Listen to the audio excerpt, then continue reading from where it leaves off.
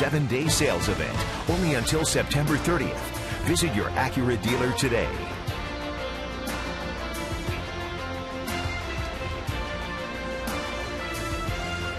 Welcome to Baltimore, beautiful Oriole Park in Camden Yards. And it was raining earlier today. The Blue Jays got rained out of their batting practice. Only half the team hit on the field, but the rain has moved out. The tarp is off the field, and John Gibbons ready to open up this 4-game series against the Baltimore Orioles. The Blue Jays have won 9 of the 15 games against the Orioles this season. Let's take a look at the starting lineup. Ben Revere, right at the top of the order, he leads major leagues with 53 hits since August 19th. What a pickup he has been.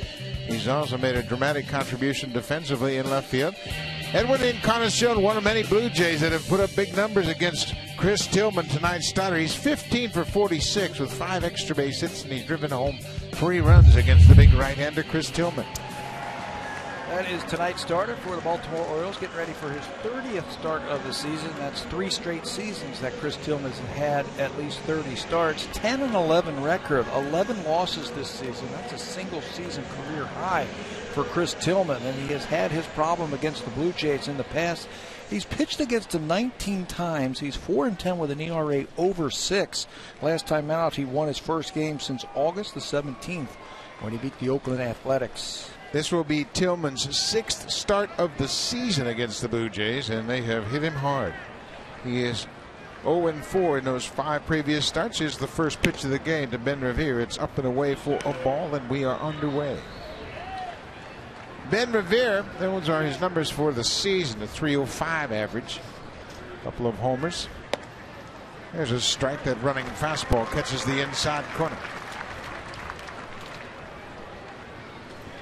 Tillman is right over the top with that fastball. He'll cut it every now and then like he just did against Revere. There's a line drive. That's Gerardo Parra, who's in center field. That'll bring Josh Donaldson to the plate. And the last time we saw him swing a bat, he was walking off the Rays. Steve Gelbs hangs a breaking ball. Donaldson said, "I was looking for something out over the plate where I could end it with one swing," and boy, did he ever. The place erupted. Deanna Navarro, you see him right there catch the helmet. I guess that means he gets the next walk-off hit. But what an explosive at-bat that we saw from Josh Donaldson. Home run number 41, his 3rd walk-off home run of the season. Donaldson, with that 3rd walk-off home run, has set a new career, a new franchise record for the Blue Jays. 3 walk-off home runs.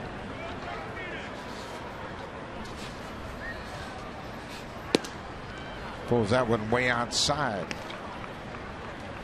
Donaldson's a .350 hitter against Tillman. He's 7 for 20 with a home run. And you're going to hear numbers like that all up and down this lineup. They have hit him hard. This season, Tillman has given up 9 home runs to the Blue Jays. That's 4 more than anybody else in baseball. They have hit him hard, and just a span of 18 innings. His fastball has been really straight. That has been the problem. Inconsistencies trying to get the ball down. As a breaking ball, J.J. Hardy at short. Very true arm, right on the money. 2 down. Well, the Orioles always have a good defensive team. They've committed 73 errors. That's tied for the fewest in the majors. It's Steve Pearce in left, Gerardo Parra in center, and Ryan Flaherty starting in right. Manny Machado, Gold Glover at third. J.J. Hardy, he too has won Gold Gloves. Jonathan Scopes at second, and Chris Davis at first. Behind the plate, a Gold Glove winner himself, Matt Wieters. And in right field, they lost Nick Markakis to free agency. They have had 12 different players play right field for him this season. This is Ryan Flaherty. We usually see him in the infield. This is just his 3rd start in right field. But they have not been able to figure out or fill that spot since Markakis left and went to the Atlanta Braves. It's a big void in right. There's that slow breaking ball. Ball and a strike to Bautista. Another terrific season for Bautista. 39 homers, 110 RBIs. Fouls that one back. Tillman has been knocked out of games early against the Blue Jays. And we mentioned his first start was his 2nd start of the season right here at Camden Yards. They knocked him out after 2 2/3. He was charged with 7 earned runs on 7 hits. They also got to him quickly. The last time they saw him, June 21st at Rogers Center, he lasted only an inning and a third. 6 earned runs on 6 hits again. Yeah, it has been an ugly line score for Tillman versus the Blue Jays. Excuse me, Tapper back to the mound, and Bautista is retired. Good inning for Tillman. Blue Jays down in order in the top half of the first.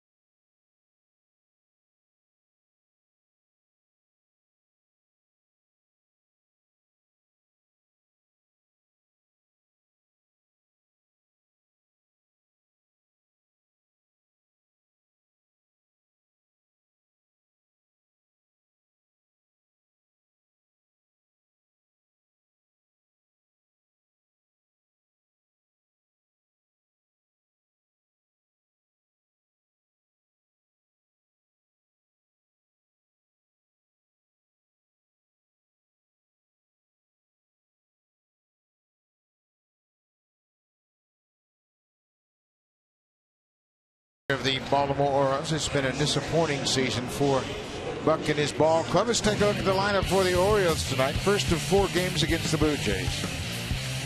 Gerardo Parra leading off. Manny Machado drops down into the second hole, and Machado has done a good job against the Blue Jays this season, batting .368 with 10 extra base hits, and he's driven home 13.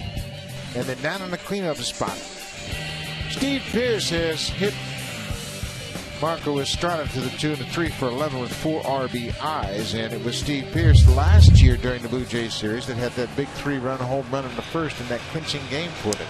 Right here at Camden Yards, Marco Estrada will go to the mound tonight for his 27th start. That's a career high.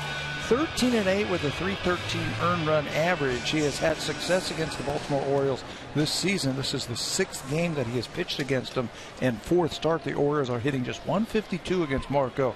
And remember that start he had back in May where he one-hit him. Took a no-hitter into the 8th, and it was a pinch hitter, Jimmy Paredes, who came up with the first hit against Estrada. Different look tonight. No Paredes in the starting lineup. This is Gerardo Parra leading off now. First pitch from Estrada is down and away. No Adam Jones in the lineup also for the Baltimore Orioles. Jones has been bothered by back spasms. He played yesterday but couldn't answer the bell today. They were swept at the hands of the Red Sox in Boston.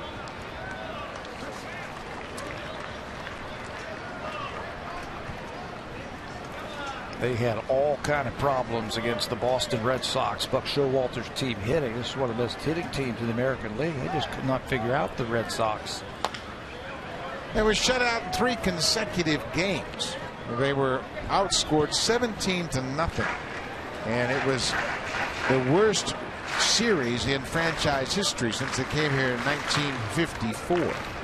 They just couldn't score, couldn't break through, and it was a miserable weekend in Boston.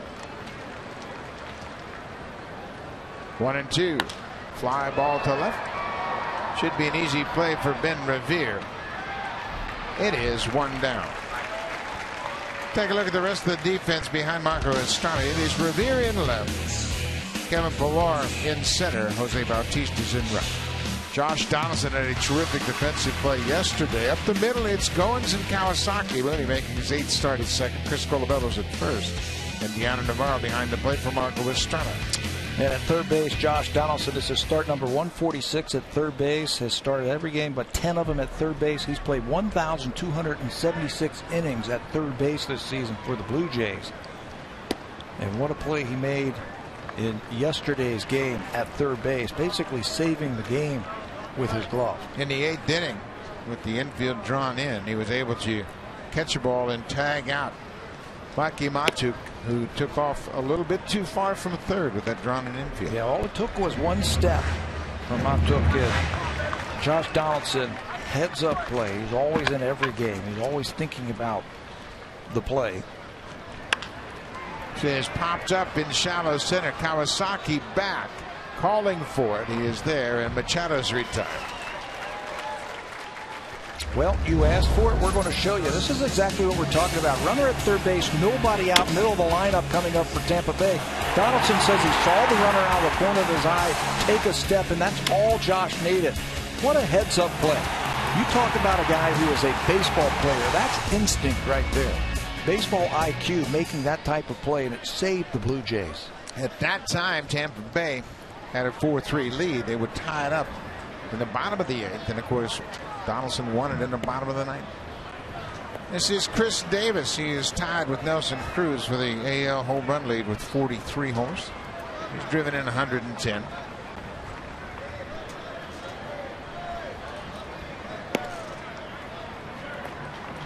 Chris Davis just 1 for 6 against Marco Estrada. Of course, this is Marco's first season in the American League.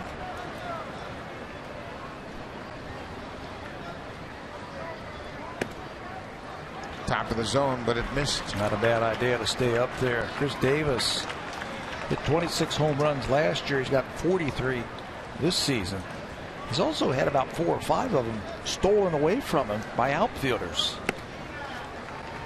He takes a 4-pitch walk. He's had another terrific season. Estrada probably pitching around him, not wanting to give in to the big slugger here in this ballpark. A 2-out walk.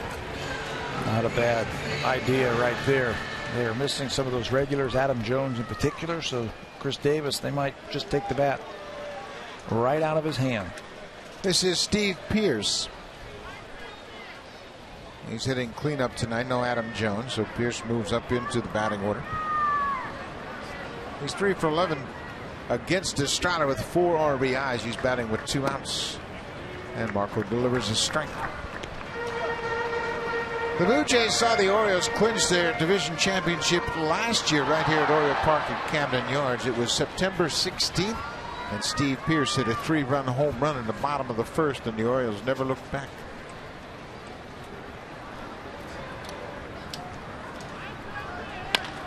Off the end of the bat, Goins will go to first in time, and the Orioles are retired. A 2-out walk, they leave a runner. We played an inning here in Baltimore. It's a scoreless game.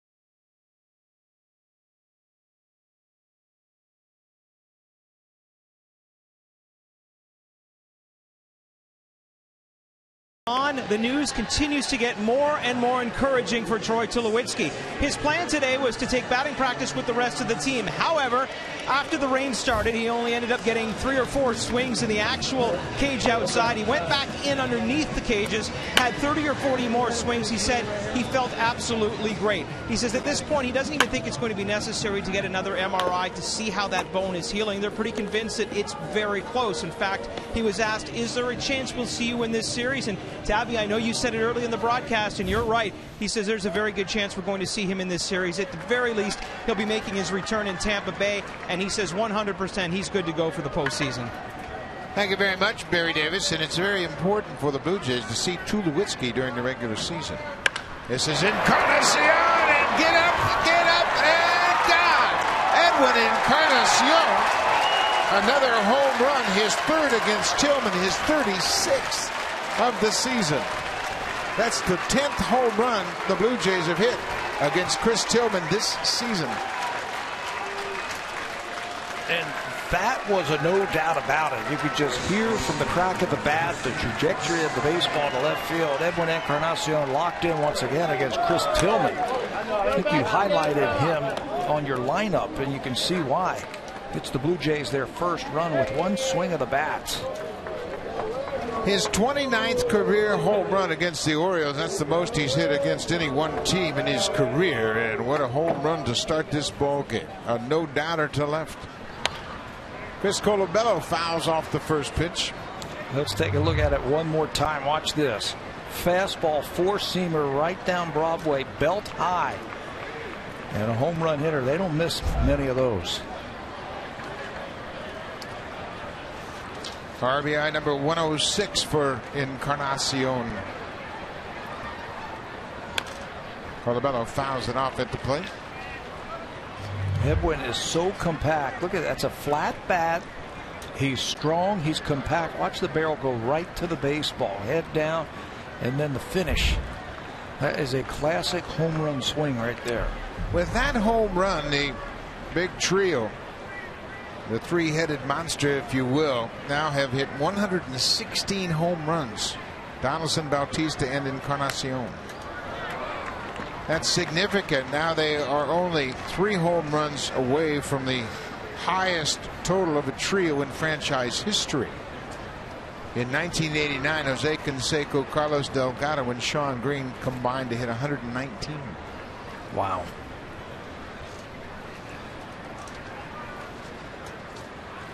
Colabello behind 0-2. Outside. You know, I wasn't a pitcher, but I wouldn't want to pitch to those 3 guys. I think the only way I would pitch to those guys if I had a screen. They're dangerous. Would they give us a screen if we were able to? And you know what? They hit the ball so far and it gets out so quickly. And obviously there's so much at stake this week. There's a pitch right on the inside corner. Colabello is out. That's the first strikeout for Tillman. Looked like that might have been a changeup right there that just kind of stayed over the plate, just didn't do much. And Chris just couldn't pull the trigger. Change right there. Thought that ball was inside, but you can tell from that shot right there, it's right over the inside corner. Johnny Navarro,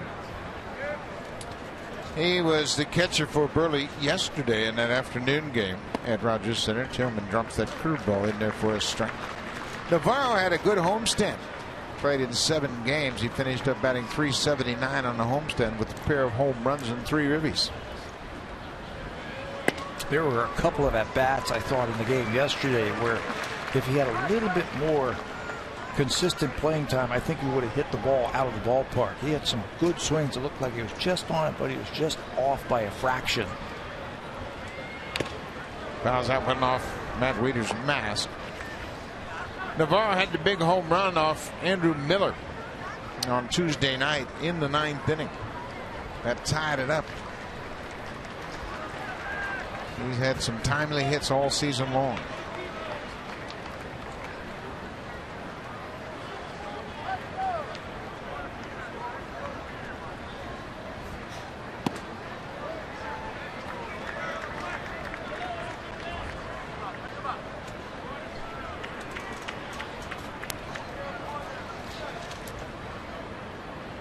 Edwin's had a lot to smile about this season.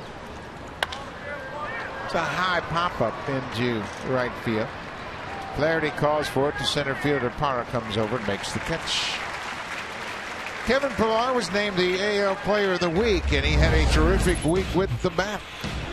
We're just going to show you a couple of these big hits. This is off of Severino, the line drive that got out of here pronto up in the second deck, and then against Jake Odorizzi to center field. He also hit a couple doubles to right field. He was hitting the ball all over the place. He looks very comfortable at the plate. He looks very compact, and we all know about the great defense.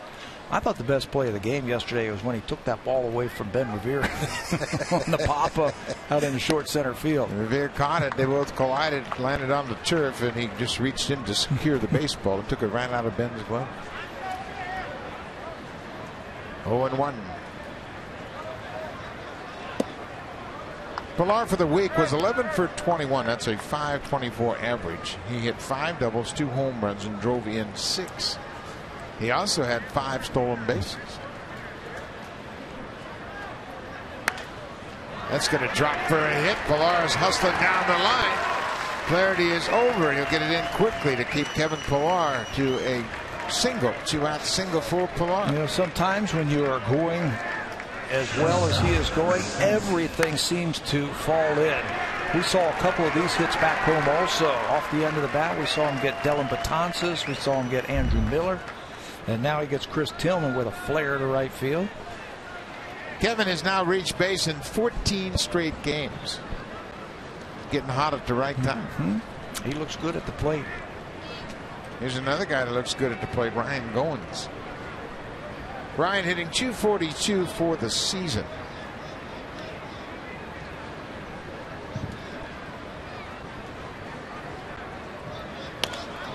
Fouls off the first pitch. Ryan has become much more comfortable getting everyday action. Filling in at short right now. He had taken over at second after the Devin Travis injury. Until Tulowitzki comes back. Goins will man shortstop. He just seems a more confident player, doesn't he? When you talk to him, we ran into him underneath today as he was going to the batting cage before the team went out on the field. He just carries himself with a lot more confidence now. Well, it helps that he knows he's going to play every day. He's also been much more selective. He's had a lot more walks. He had 9 walks in the 9 games at home on this most recent homestand.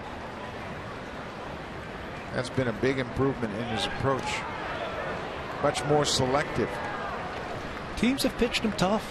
They have tried to nibble him right off the plate, but he has become very patient. He's getting better and better as a player. You can see Tillman throw that ball over there. Pillar, with the thought of maybe he would try and steal now with 2 strikes.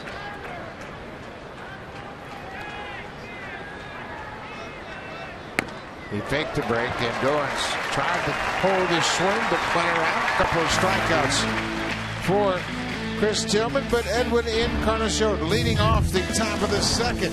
Connects against Chris Tillman, his 3rd career home run against Tillman, his 29th against the Orioles to give the Blue Jays a 1-0 lead.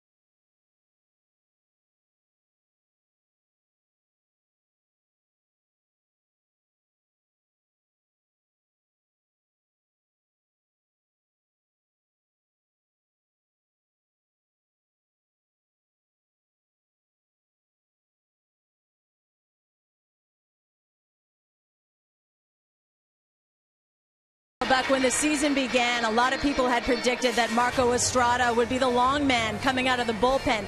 Instead, he's become one of the Blue Jays' most dominant pitchers as he goes for win number 14 tonight. And one of the big reasons for that is his fastball, which is surprising. That's not what he's really known for. I talked to catcher Dioner Navarro before the game and asked him why that pitch has become so effective for him. And he said, well, he's got a great changeup. And a lot of hitters are conscious of that. So what they started to do is use the curveball and the cutter more often, so that when it came time to use that fastball, the pitch was a lot more effective. Navarro said Estrada has done a real good job mixing things up, particularly in the second half. And it's worked. Since the All-Star break, the opposition is hitting 175 against that pitch. That is second only to the Cubs' Jake Arrieta. Buck. Jake Arrieta, of course, nearly threw another no-hitter last night, and he won his 21st game for the Cubs. But thank you very much, Hazel. That was a very good update. And Marco Estrada, he has the 8th lowest fastball velocity in the majors, but it's still been a very important pitch for him, Pat. And you would think, well, is that low velocity, we're going to run away from that fastball. But Dioner Navarro said no. Now, to the point with that fastball, he likes the low fastball that sets up the changeup, and he'll throw the high fastball that sets up his curveball. Both of those pitches, those secondary pitches, coming out of the same slot or the same angle to those hitters. So he will work that fastball around the strike zone. Little tapper out in front of the mound. Estrada has it, goes to first in time. Steve Clevenger is retired. And moving that ball around the strike zone and the way he has pitched has results that have been phenomenal for Marco in the second half. How about the second half opponent's batting average? Just 191. Blue Jays sport the 2 best in the American League. Yeah, he's got a better opponent's batting average than David Price in the second half of the season. Another thing that he has done, and it's been an encouraging aspect of his pitching, is he's cut that fastball a little bit more. There's that first pitch curveball. Matt Wieters just serves it into center. Now get ahead, get me over curveball. Wieters is able to put it in play. It's a first hit off of Marco. Looked like he might have fooled Matt Wieters, but he was able to keep his hands back long enough and get enough of that bat on the ball to just loft it in the center field for their first hit. Marco was competing for his starting job in the spring for that 5th starter spot, and then he sprained his ankle in a fielding drill, and it knocked him out for a couple of weeks, and that set him back from everybody else.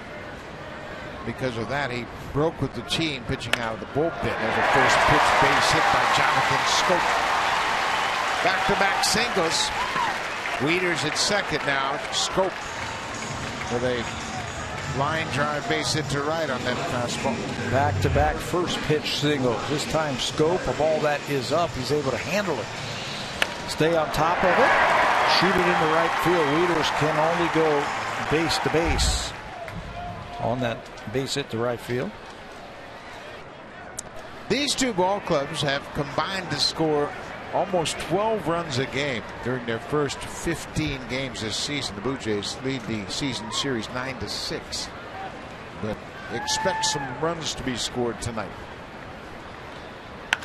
All right, Flaherty goes after the first pitch, drives it to left. Revere is back. It is gone. Ryan Flaherty jumped on the first pitch. A 3-run home run, just like that. The Blue Jays lead evaporates. That's Flaherty's second home run against Estrada.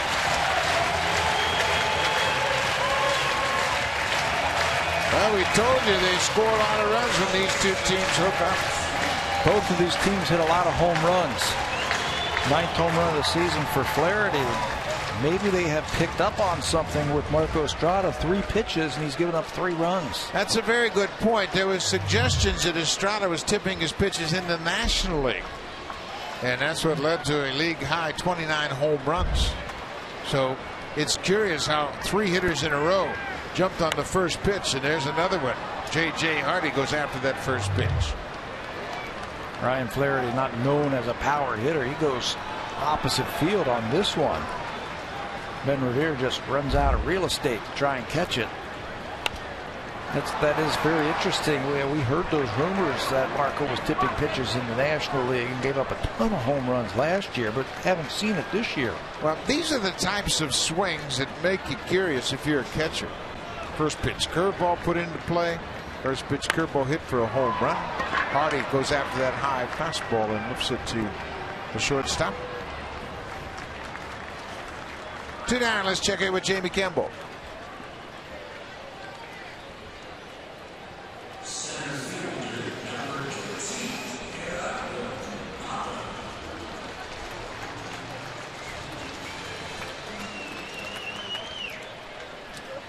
Blue Jays' magic number is 4. Any combination of Yankee losses, Blue Jay wins, and they clinch their division title.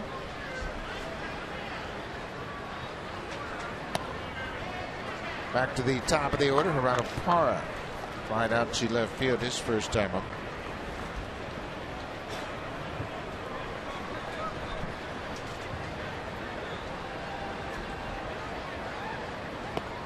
Good changeup. You know, if you're thinking about the Orioles and say, well, that's not fair, they're picking up something that Estrada's doing. It's the pitcher's responsibility and the catcher's as well to protect the pitch selection, protect something. And if you see something as a teammate, obviously you're going to bring it to Estrada's attention. But everybody's always looking for that.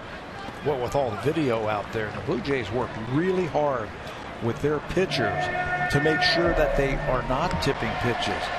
They will look at hours and hours of video. They'll even call in some of their hitters and say, look at this and tell me if I'm tipping pitches.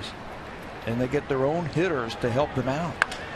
Another ball hit hard into the alley in left field. Pilar on the run, dives and makes yet another great catch. That ball was slicing away from him off the bat of the left-handed hitter Parra. And Kevin Pilar leaves his feet.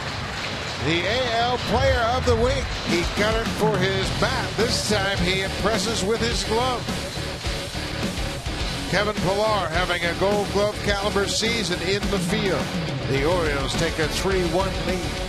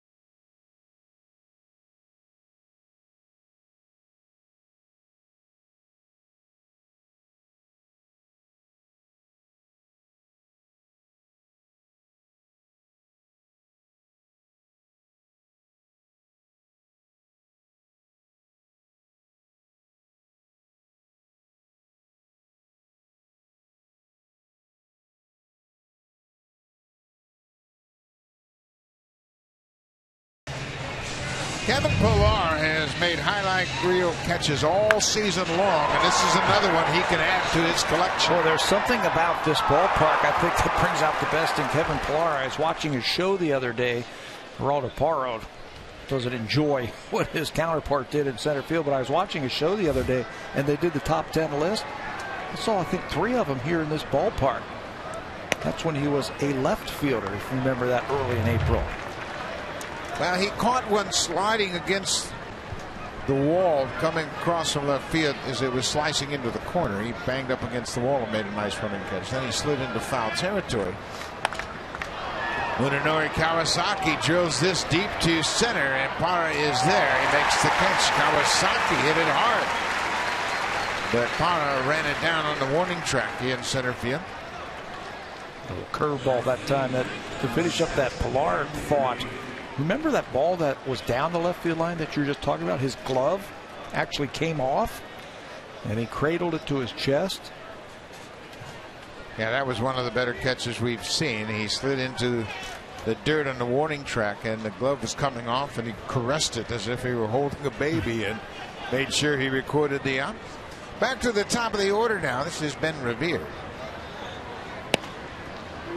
Tillman, after falling behind, let his club come right back and put up a 3 spot in the bottom of the second.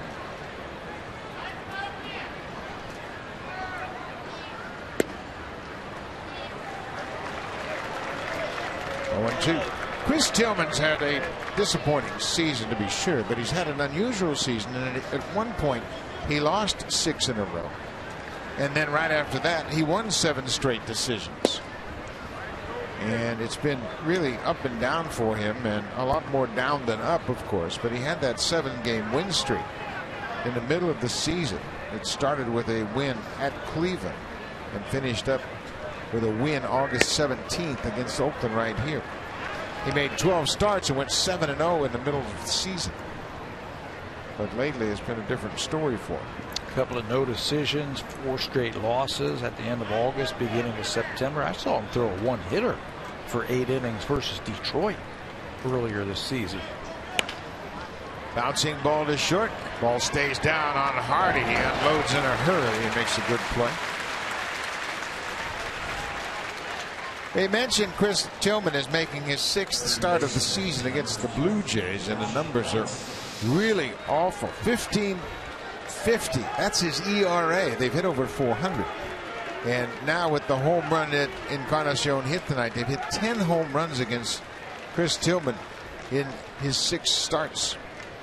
That's more than any pitcher has ever allowed against the Blue Jays in one season in franchise history, going back to 1977. Some of his shortest outings this season have been against the Blue Jays. You mentioned that 1 1/3 back in June. There's a 3-inning job, a 2 2/3 inning job here in April. They have really hit him hard. Fastball tipped off the bat of Donaldson. 0-2. Kawasaki hit that ball about as good as he can. He has 1 career home run, and that was against the Orioles in a home run against the big right-hander Tommy Hunter, and it actually tied up the game. Bottom of the 7th at Rogers Center, he had a 2-run home run, tied it up 6-6. His most famous hit, though, was the game winner against Jim Johnson, if you remember that, back at Rogers Center, when he got to do his interview after that game. That's when he did the infamous "I am Japanese."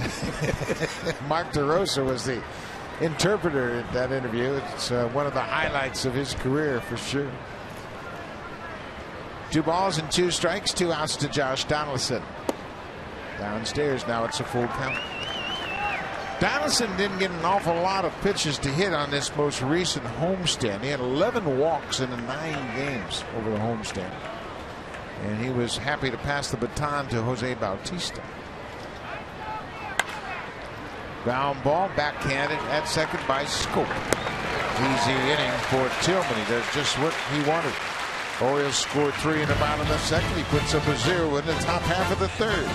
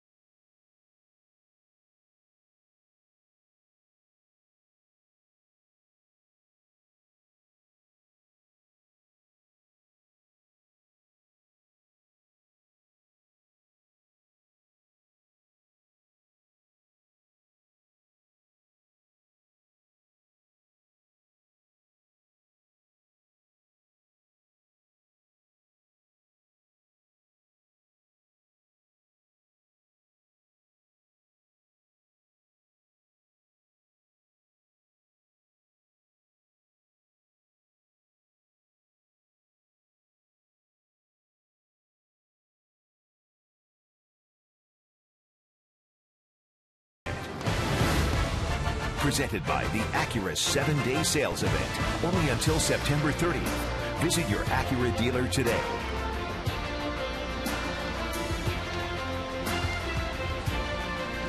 We are in Baltimore, Maryland at Oriole Park at Camden Yards as the Orioles have taken a 3-1 lead on a 3-run home run by Ryan Flaherty, who's playing right field tonight. This will be Manny Machado. He'll be followed by Chris Davis, then Steve Pearce, 2, 3, and 4 in the Orioles lineup. That home run by Ryan Flaherty snapped a string of 29 consecutive scoreless innings for the Orioles batters.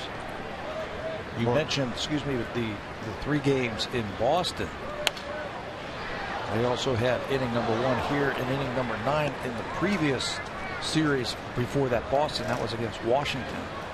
It had been a long drought. Had been outscored in the 3-game series, 17-0 at Fenway Park. 0-2.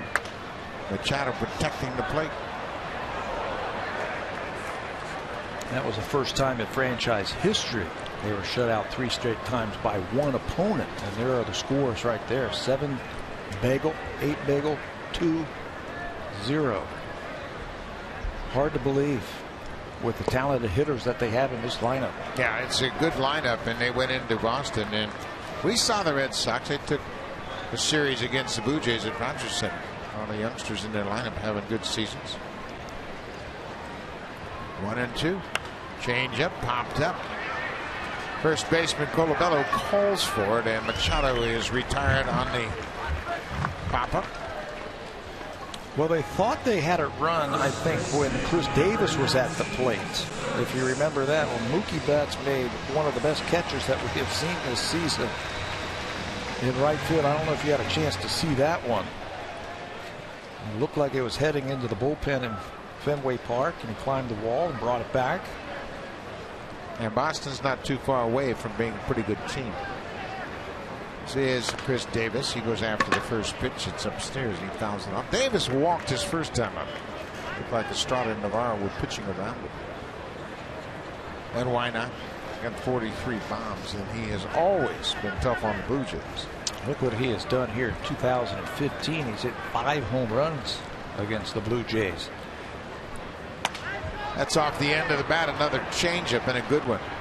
Goins makes the call, makes the catch. 2 pop outs here in the 3rd. Goins was in right field, playing Davis in that shift.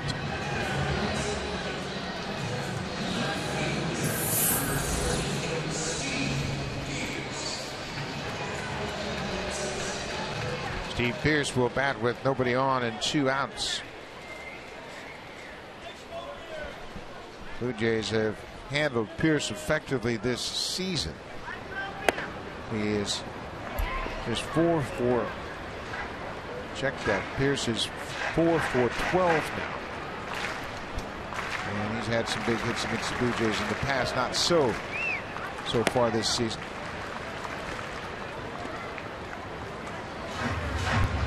Pearce has 4 career home runs against the Blue Jays.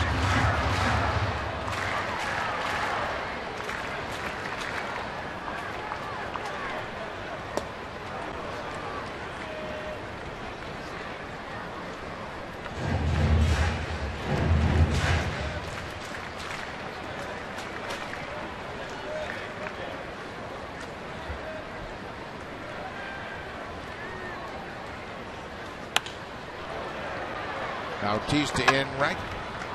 Estrada 3. 5 outs here in the 3rd. 3 up, 3 down. They'll go to the 4th.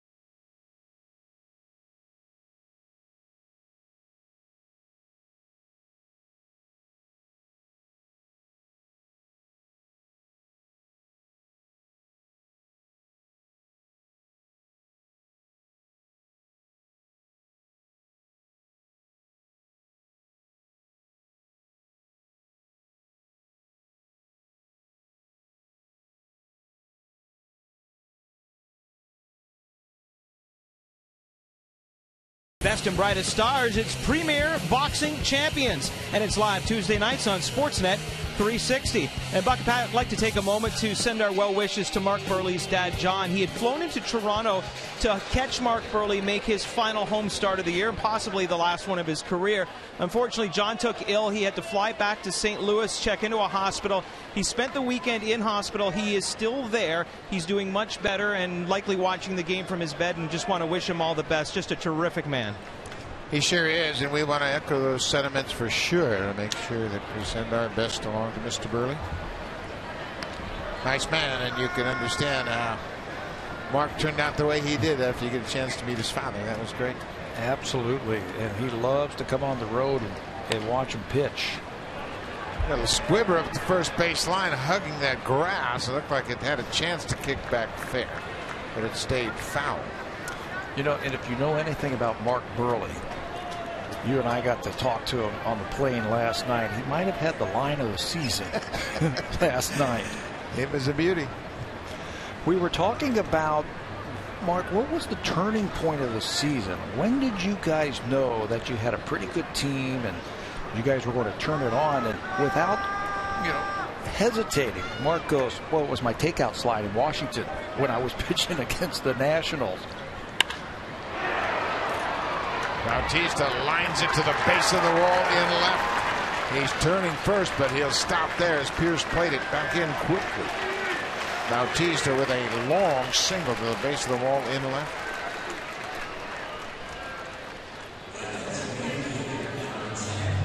Bautista is now 1 for 2 with this hard hit ball to left field. He thought it might have been out of here, but he just hit it too hard and it was too much on a line. Short hops the wall for a long single. I said to Burley then after that, well, you know what, Mark, you might be right, because I think the Blue Jays went on an 11-game win streak after that Burley takeout slide. That was the second win of that 11-game win streak. You're right. Marco Estrada won the game the day before against Washington. They won 7-3, and Burley pitched a complete game. He had a hit. He had a takeout slide, and he pitched a complete game. So that is one of the turning points of the season. That was funny. Edwin Encarnacion homered his last time up.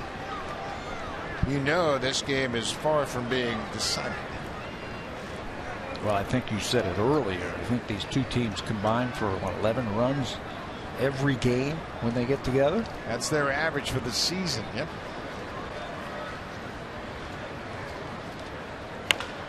This one's pulled foul. Over the 15 previous games, Blue Jays have averaged 6.3 runs a game, and the Orioles average 5.5. The Blue Jays, in fact, have scored 10 or more runs 5 times this season in the series against the Orioles. Of course, they're 5-0 in all of those games.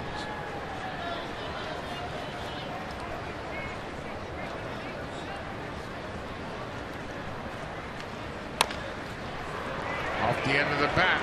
Scope quickly to J.J. Hardy. What a nice double play. Scope knew it wasn't hit that sharply, so he came after it and shoveled it to his shortstop, J.J. Hardy, who made quick work of it. Well, I like how he gets himself in position, gets his feet set, and then pushes the ball. Watch Scope at second, plant that left foot, and then push off of it to get a little bit more on that throw to second base. Just 73 errors this season by the Orioles. That's the 128th double play that they have turned. And it comes at a good time for Chris Tillman. Scope missed a lot of time this season with a bad knee, injured against the Blue Jays early in April. Chris Colabello, the first baseman tonight, called out on strikes his first time.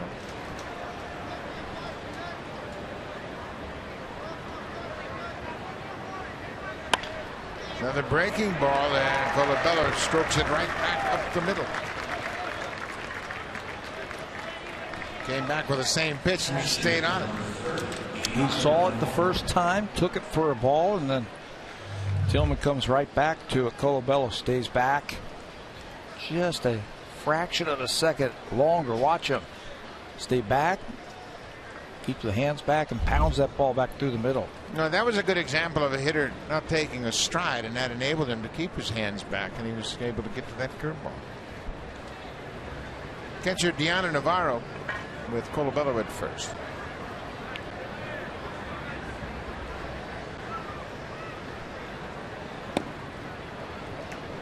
Takes the first pitch strike.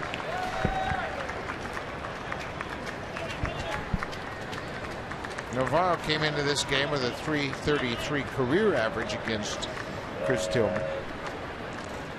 6 for 18.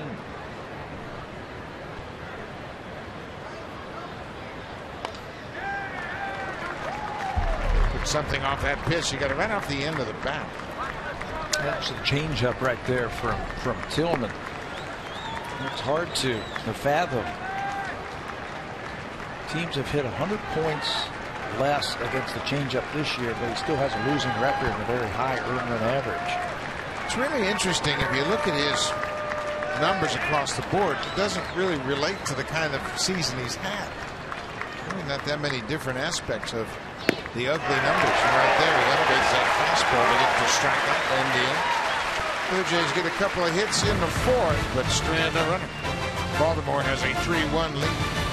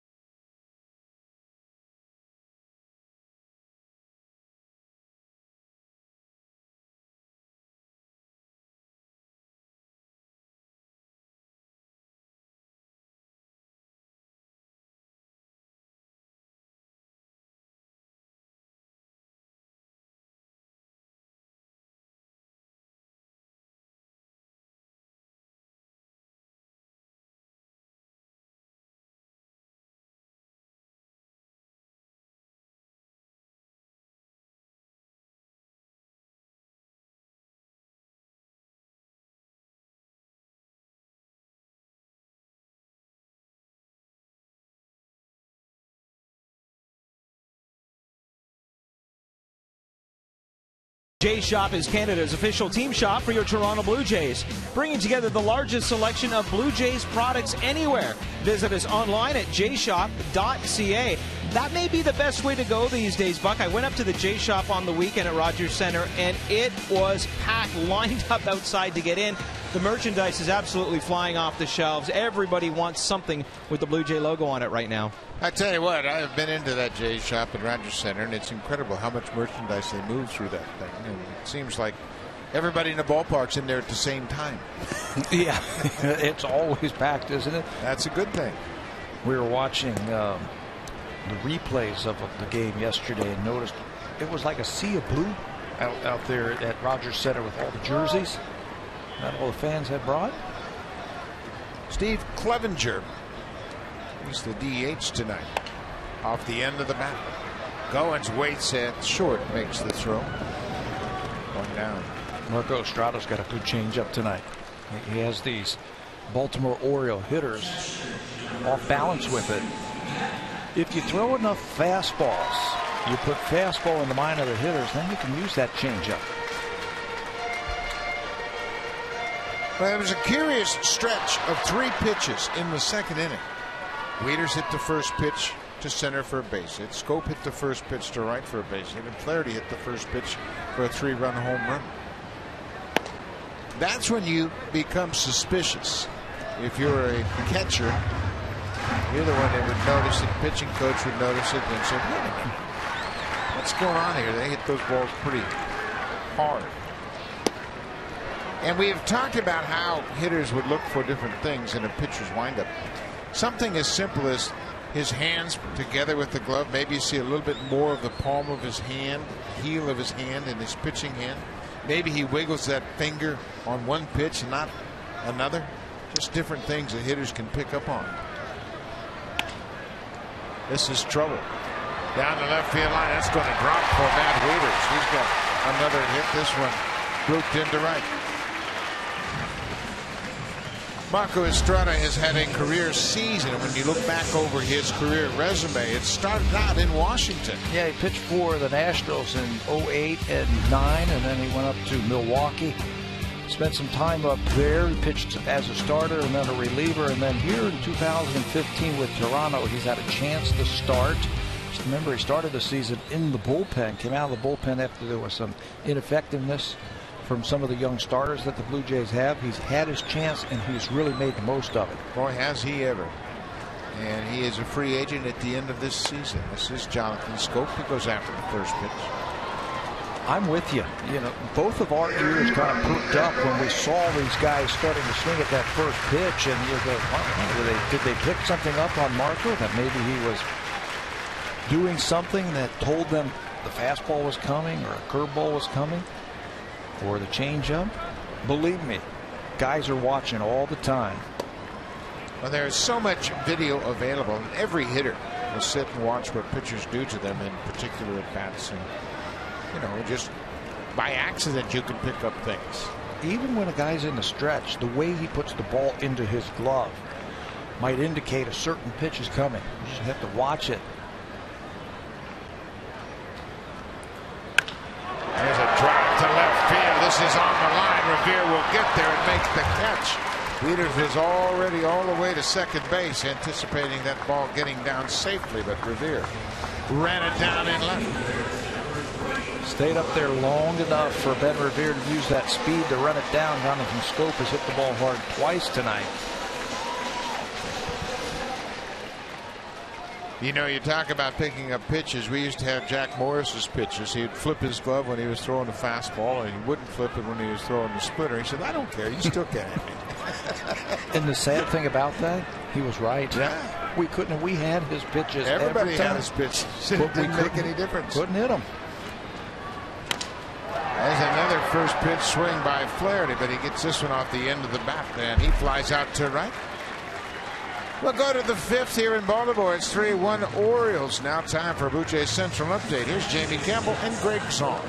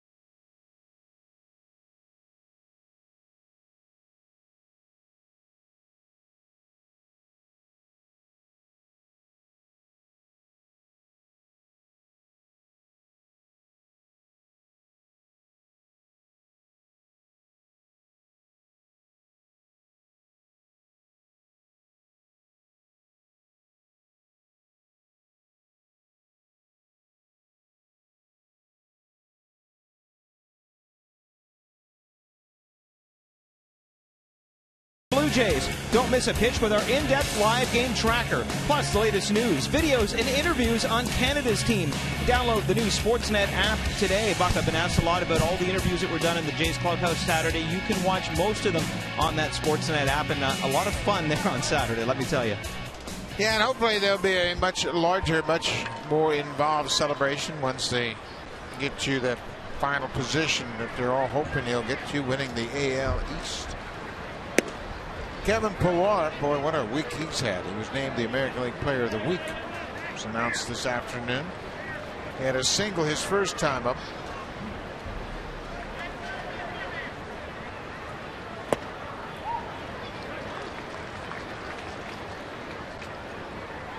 The hits are even at 4 apiece.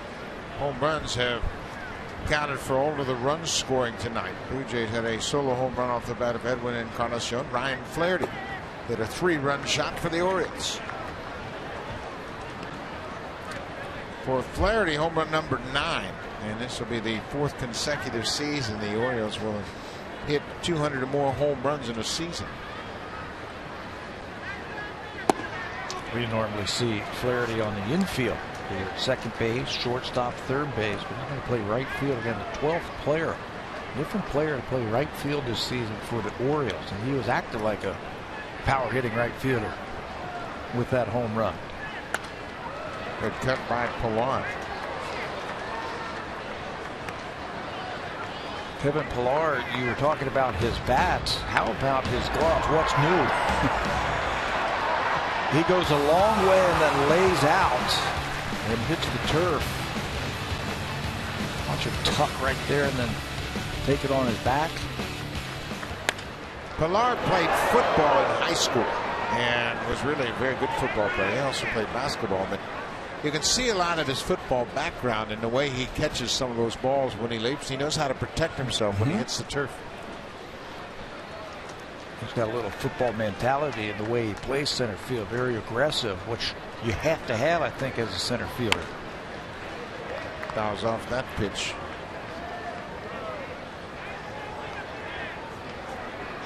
Brian Goins and Kevin Pilar spent a lot of time together as teammates in the minor leagues, and they are still very close and hang out a lot.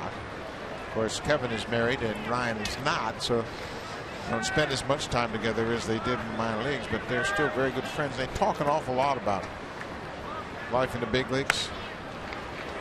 This is a little pop-up behind. Second scope is out, and he makes the catch.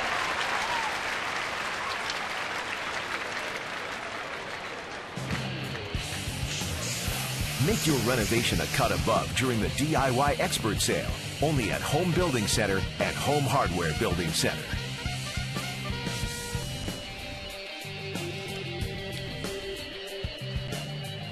Beautiful evening here in Baltimore. We had some rain and actually interrupted the Blue Jays batting practice on the field. They put the tarp on the field, but thankfully it was not a problem to delay the start of this game. But about half the team get a chance. They had 4 groups hitting today with all the September call-ups. They hit a very long time. There's 4 groups. I think 2 of them got a chance to hit on the field. Everybody else had to go under the stands. Well, Tulowitzki was scheduled to hit in the 3rd group, and John Gibbons called him over and called him off the field. Says, you better come in and hit now because it's going to rain. And sure enough, he only got 4 swings in on the field, but he hit a lot underneath. I was impressed by watching him take balls off the bat in infield. He was in the infield. He looked really comfortable. They have to find out about it. Yeah, it's very important to find out about it before you have to make your postseason roster. That is one of the reasons why we are seeing Munenori Kawasaki tonight. Little bouncing pop-up. Machado slides and makes play. That ball got in on Goins and broke his back. Looked like he had a chance to get down, but Machado comes across. They were playing Goins in the shift, so Machado was over near shortstop on the edge of the grass. You could see him moving even further to his left, so that allowed him to make the play. He got a running start on that ball. Looked like a cutter on the inside part of the plate. They were playing Goins pretty much straight up until it got to 2 strikes, and then they moved over to the shift with 3 infielders on the right side of the field.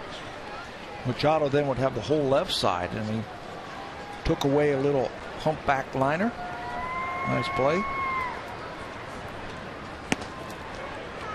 Here's what I'm talking about. This is Ryan Goins. It's pretty much straight away, and now once the count got to 2 strikes, there goes the infield, 3 on the right side, and then Machado finally gets it, and he starts moving on the pitch, and that helped him catch that ball right behind the pitching mound. It's really interesting. You see Baltimore do this a lot. They will play 3 guys on one side of the infield, and then when it gets to 2 strikes, they might start straightening out a little bit.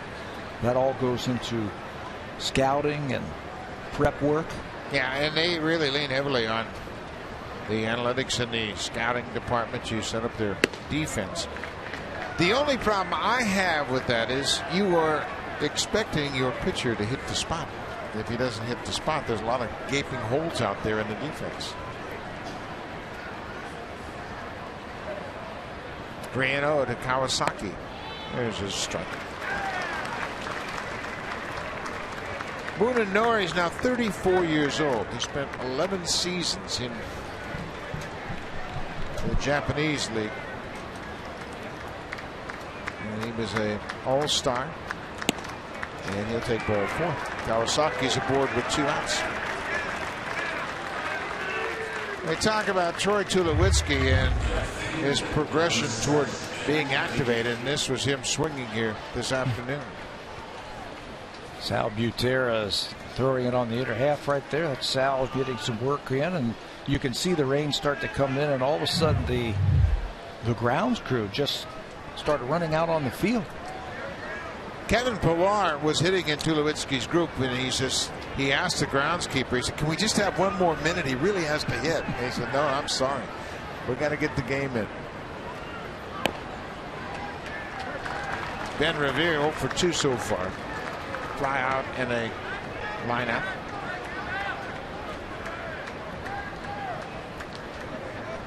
Two outs. We're in the 5th. Baltimore with a 3-1 lead.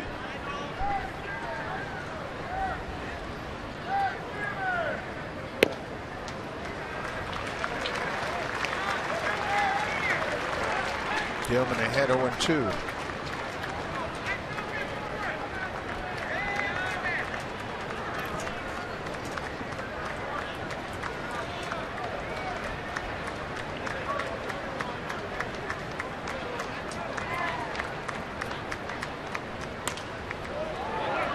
Revere fights it off. That ball was right in on his hands, and he was able to foul it into the seats. Blue Jays got to get something going against Tillman. This Oriole bullpen is among the best in baseball. They've been very good. Since April 29th, they have the best ERA in the American League, 2nd best in the majors. Yeah, they're very deep, and they've had success against the Blue Jays. Tillman is throwing a heck of a game. Another ball jams Revere. Hardy will step on the bag to end the inning. So Tillman threw 5 innings, pitching well, and he has the lead against the team that's roughed him up all season long.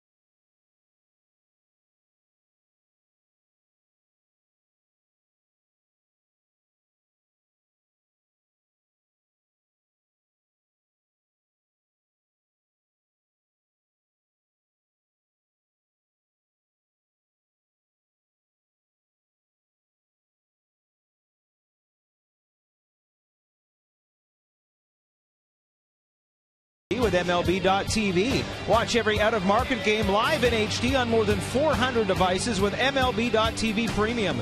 Real-time highlights, live look-ins, pitch tracking, and more. Every night on every device. Visit BlueJays.com for more details. Buck? Thank you very much, Barry. That is the view from the Inner Harbor. We're about 4 blocks away from the Inner Harbor here in Baltimore, not far from downtown. J.J. Hardy batting 9th in the Orioles lineup tonight. Fly ball down the left field line. Revere near the foul line is there. Makes the catch.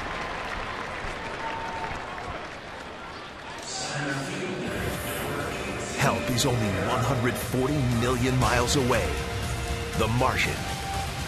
In theaters, October 2nd.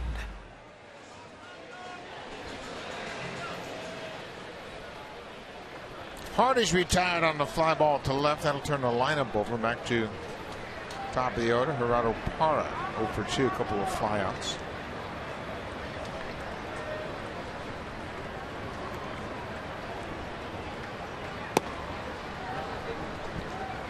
Parra was a nice addition to the Orioles to trade deadline.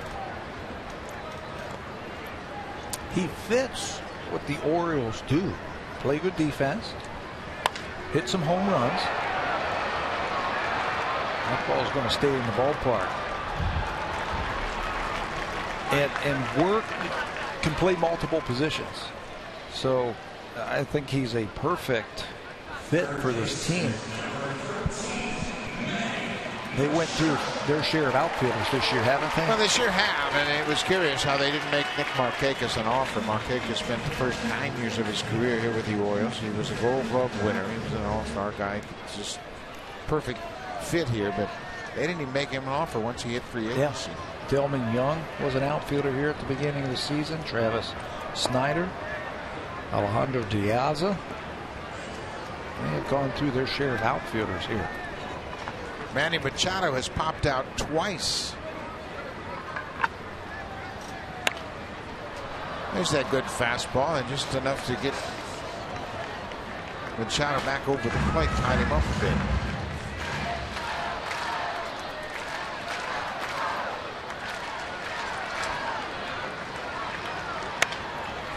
This one's going to reach the seats down the right side.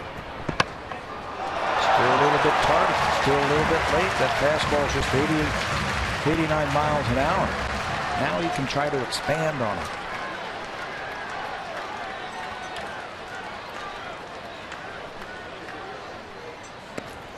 Try to get him to chase upstairs.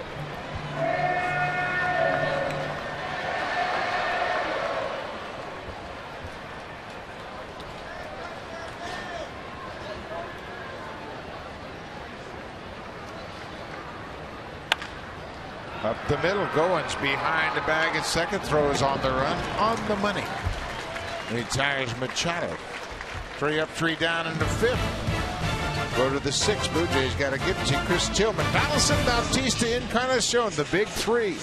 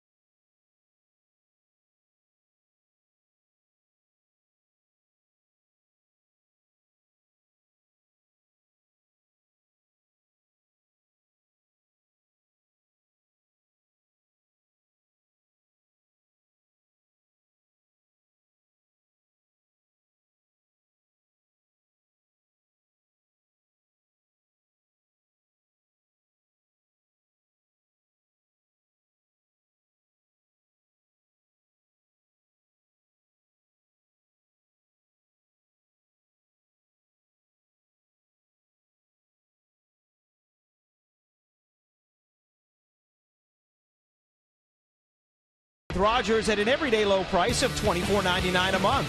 Modem, rental, or purchase is required. Ask about our other plans that deliver the fastest internet speeds to the most Canadians. Call 1-888-ROGERS-1 today.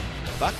Thank you very much, Barry Davis. And it is a good evening here in Baltimore, and John Gibbons anxious for his offense to solve Chris Tillman.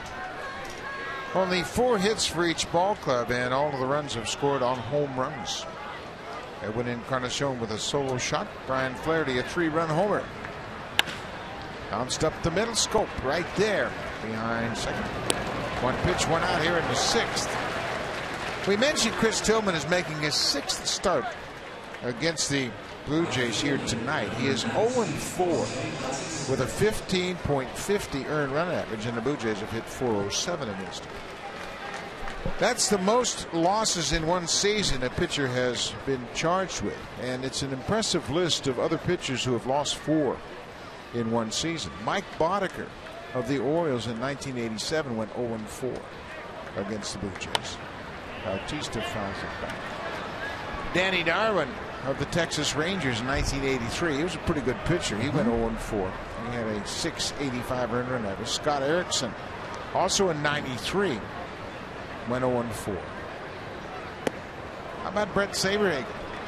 He was 0-4 against the Blue Jays in 88. 0-4? Saberhagen? Wow, that's hard to believe. I got one better for you. Roger Clemens went 0-4 against the Blue Jays in 93. Of course, 93 was a pretty good team. Yeah, won the championship. I get that. But Clemens had a 10.90 earned run average, and the Blue Jays at .351 against him as he went 0-4. Tillman trying to avoid to become the first pitcher to lose 5 games in a single season against the Blue Jays in franchise history.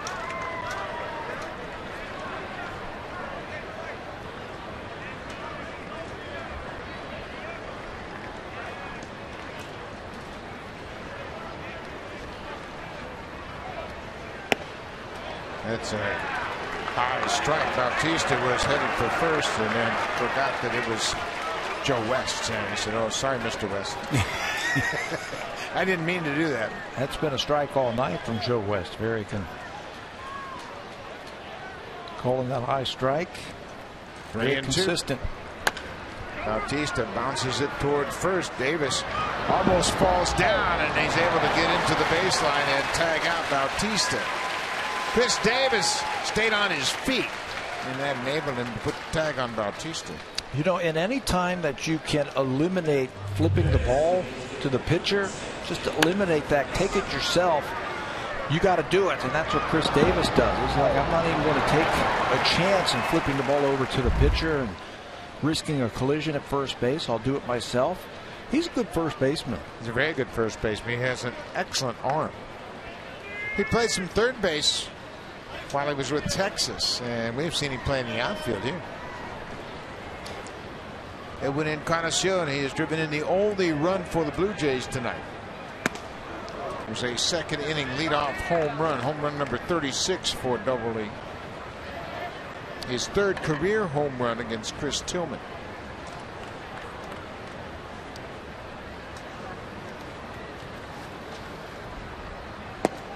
Edwin, one of 11 major leaguers to hit 3 home runs in a game this season. His 3-homer game came on August 29th against the Tigers at Rogers Center. That was one of the high points of the season for sure. That's my top performance of the season, without a doubt. The electricity in the stands, and then the fans recognizing the hat trick that Edwin did, and all the hats that were thrown out on the field. 3-0, taking all the way. You know, we mentioned there were 11 major leaguers that hit 3 home runs in a game this season. There are 3 Mets that did it. And the Mets, we've heard nothing but their problems offensively. But they went out and picked up Yoenis Cespedes, and he had a 3-homer game on the 21st of August. Kurt Neuenhuis did it first, and then Lucas Duda. A couple of Mets have contributed to their great season. pulled on the ground. Machado waits at third, throws. Plenty of time. There's Tillman. 3 up, 3 down. He's through 6 with a 3-1 lead.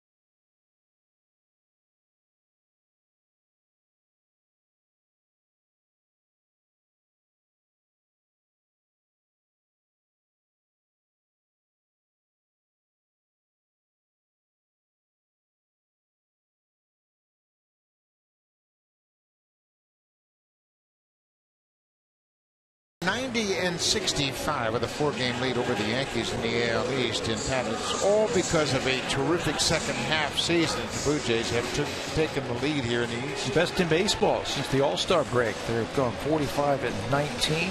The Cubs are second at 43-25, and the team just started coming together. They started getting great pitching, both their starters and their bullpen.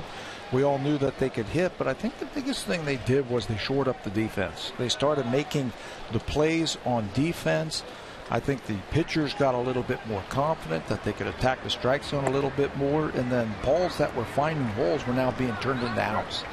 Yeah, when you have a porous defense, pitchers become very defensive, and they are concerned about balls being put in play. They try to be perfect, and that's never an easy accomplishment, of course. Chris Davis falls behind 0-2.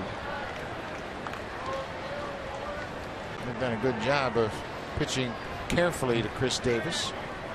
Using that high fastball. Looks like another one up there. You know, Marco's got one of the lowest batting averages against with that fastball. They are only hitting 175 against him this season.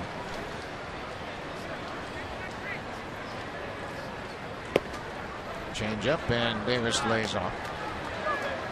And it's pretty interesting. We mentioned that Estrada has the 8th slowest average fastball in the majors, but it's still very effective in how they set it up.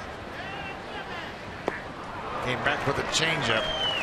Well, I tell you what, when you can go back-to-back changeups, you've got a good changeup because it's a change of pace off of a change of pace. But he put fastball in the mind of Chris Davis with 3 of them to start that at bat, and then he goes back with that change. You just start thinking, is he going to come back with that fastball? And you're thinking fastball, and that allows him to pick up his first strikeout of the night off of the change. And Marco Estrada, he will agree with us that most of the credit goes to Deanna Navarro, just for mixing up these pitches so effectively. Colomelo in fair territory makes the catch on Steve Pearce. 2 quick outs here in the 6th.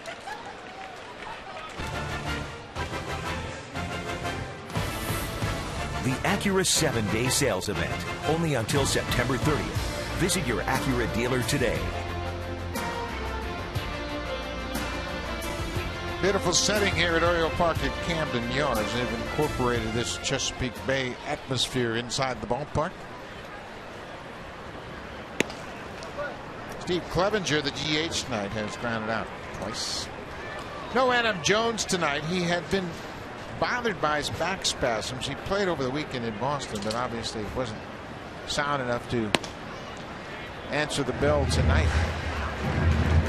Buck Showalter was telling me this afternoon, he said, you know, if he's ready he's going to be in the lineup. For some reason, it flared up on him after the game yesterday. There's another pop up. Navarro right out in front of home makes the catch in foul territory. How about Estrada really messing with the timing? It took him just 8 pitches to retire the side in order in the 6th.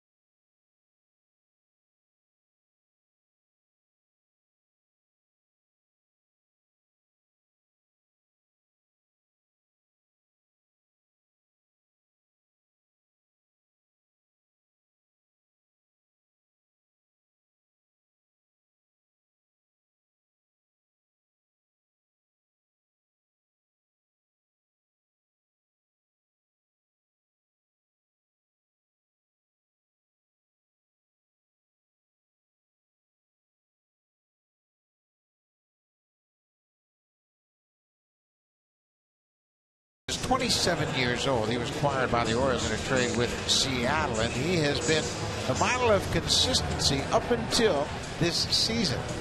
You can see the earned run average in 2013, 371. He won 16 games that year. He followed up with 13 more last year. Only lost 6 games last year when he posted a 334 earned run average. This year, very inconsistent. A lot of games where he got knocked out early. He's given up a lot of runs this season. Not so tonight.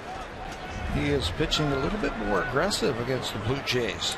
He was acquired in February of 2008 in a multi-player deal with Seattle.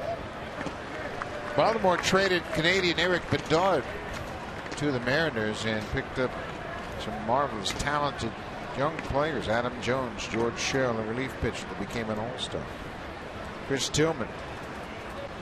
A terrific trade for Baltimore.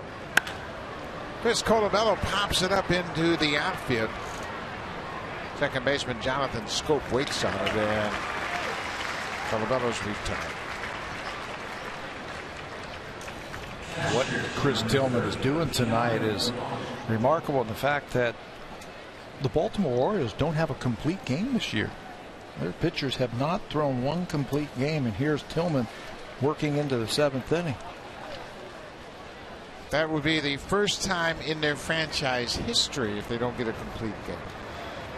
And it's been unbelievable that they just haven't had any consistent starting pitching. And there's another pop-up off the bat of Deanna Navarro. 2 down. This copyrighted telecast is presented by authority of Rogers Blue Jays Baseball Partnership and may not be reproduced or retransmitted in any form. And the accounts and descriptions of this game may not be disseminated without the express written consent of Rogers Blue Jays Baseball Partnership.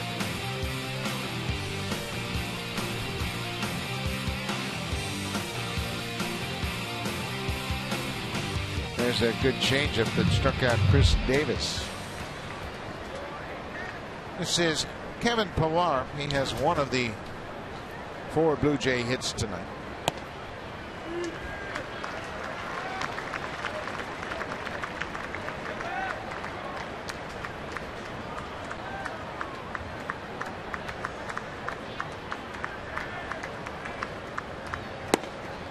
This is an interesting date in Oriole and Blue Jays history.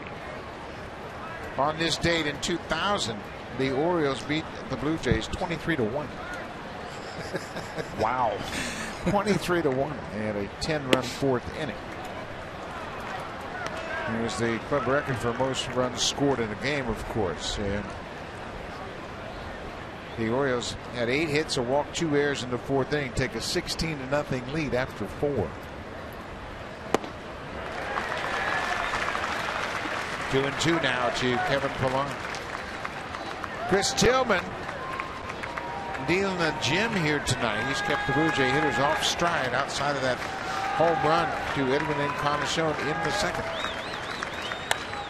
Pillar goes to first base, lines it, but right into the glove of Chris Davis. 3 up, 3 down.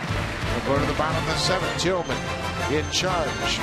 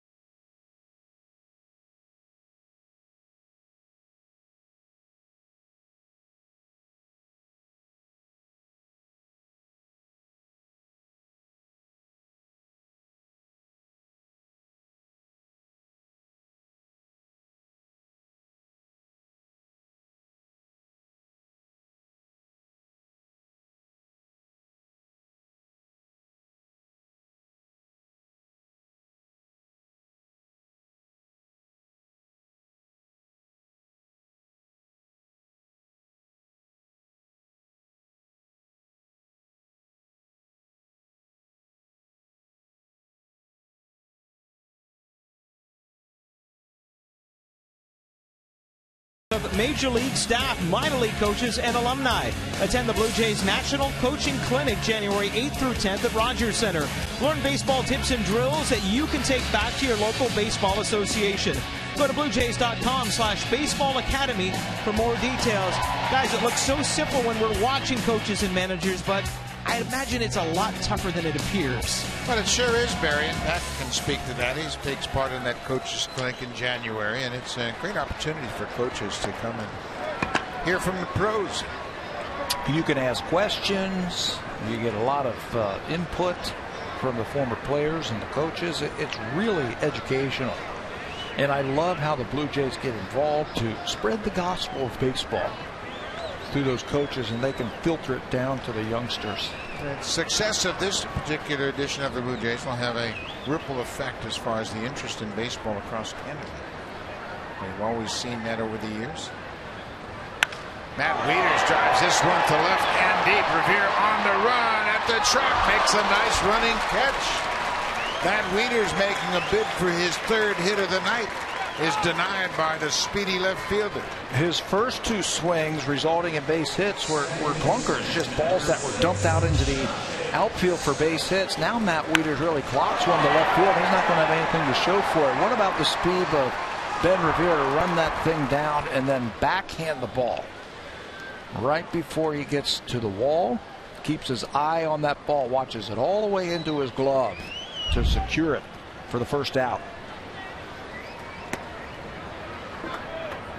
Jonathan Scope, 1 for 2. He scored a run. He singled and scored on the 3-run home run by Ryan Flaherty.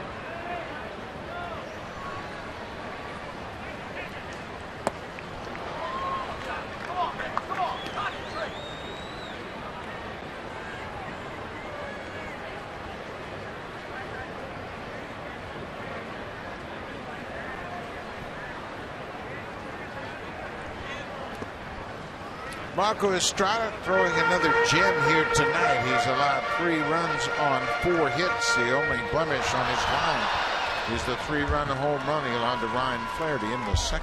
Yeah, one part of the lineup where each batter swung at the first pitch, and he's made that one mistake, the 3-run home run. That's been it. Scope hits it on the ground, gloved by Goins. He does a 360 and throws in time.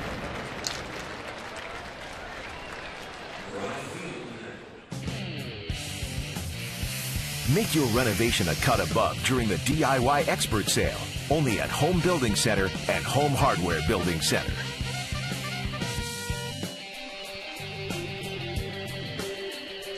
Utah Street here beyond the fence in right field at Oriole Park at Camden Yards.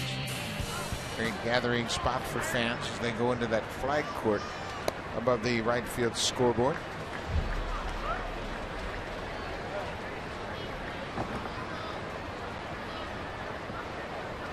Three-run home run. That's the difference in this ball game. It came off the bat of Ryan Flaherty.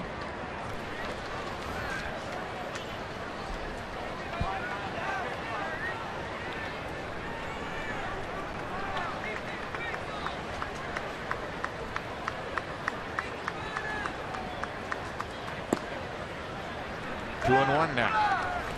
Flaherty's batting 8th in the lineup.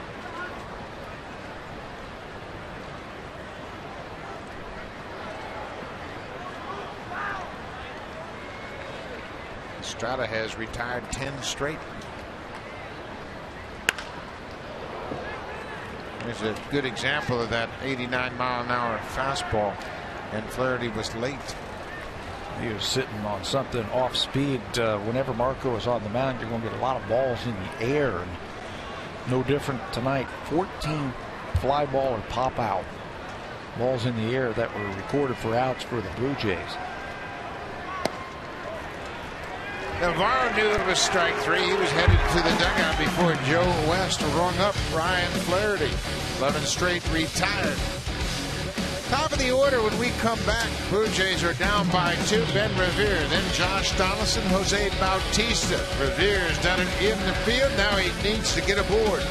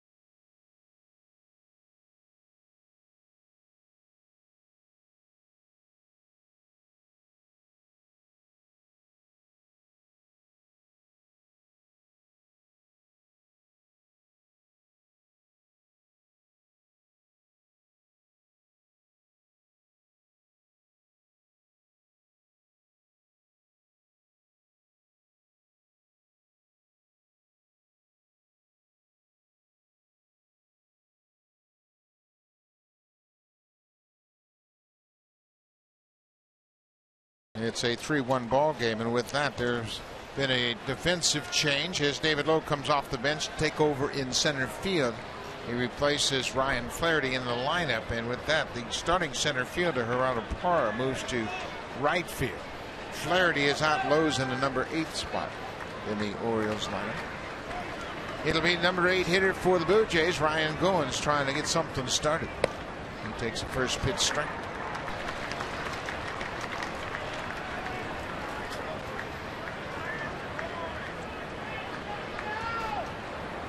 Blue Jays have gone down in order 4 times tonight. Not this inning. Ryan Goins lines it to left, a leadoff single. Let's check in with Jamie Campbell.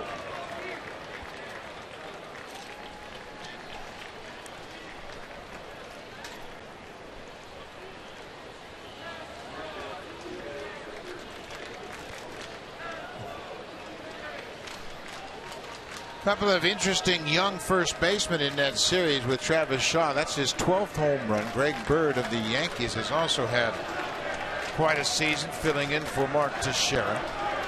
So now an interesting development here. Goins gets the leadoff single. So that'll bring Justin Smoke off the bench. He has been the Blue Jays' most productive pinch hitter this season. With the tying run now at the plate in Justin Smoke, John Gibbons goes to his bench to try to stir things up right here. Smoke has 6 pinch hits for the Blue Jays.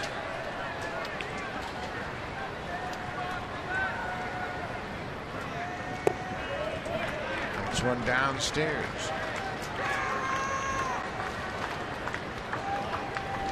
Smoke had a big game yesterday. He was 3 for 4. He drove in the first 3 runs the Blue Jays scored. It was the only offense until Kevin Pillar delivered the RBI double in the 8th to tie it at 4-4. Smoke had an RBI double and a 2-run home run. That double was to left field. Tough to pitch him away the way he has been swinging. And then they tried to come in and he pulled the ball to right field. So the outfield is going to be pretty deep, respecting his power.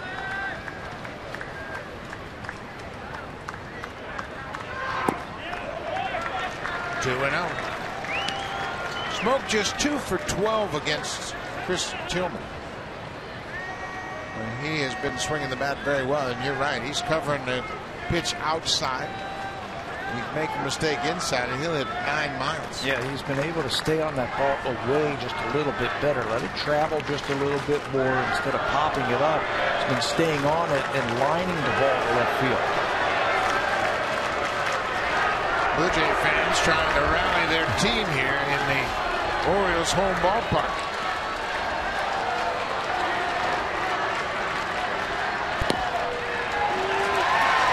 Borderline pitch called for strike.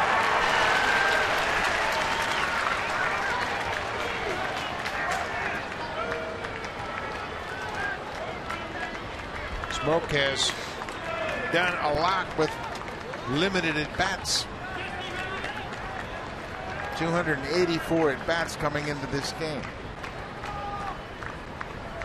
Smoke has hit 17 home runs and driven in 56. Sure looks like they're going to try and stay away from his power. Again, he represents the tying run and he can tie it up with one swing of the bat. Looks like Wieters wanted to keep that ball away from him.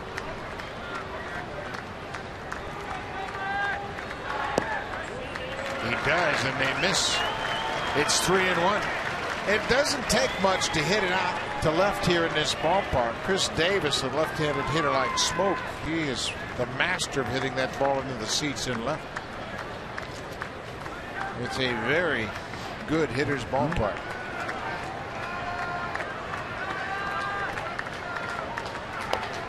Cued off the end of the bat out in front of home. Wieters is out. He throws to first, and Smoke is retired. Changed up on him. Threw a 3-1 changeup right there. It had Smoke out in front, and doesn't look like the Orioles are going to get another complete game. They will have to wait another day for a complete game. Chris Tillman will leave in line for the win. Darren O'Day, a very effective setup man, on to face Ben Revere.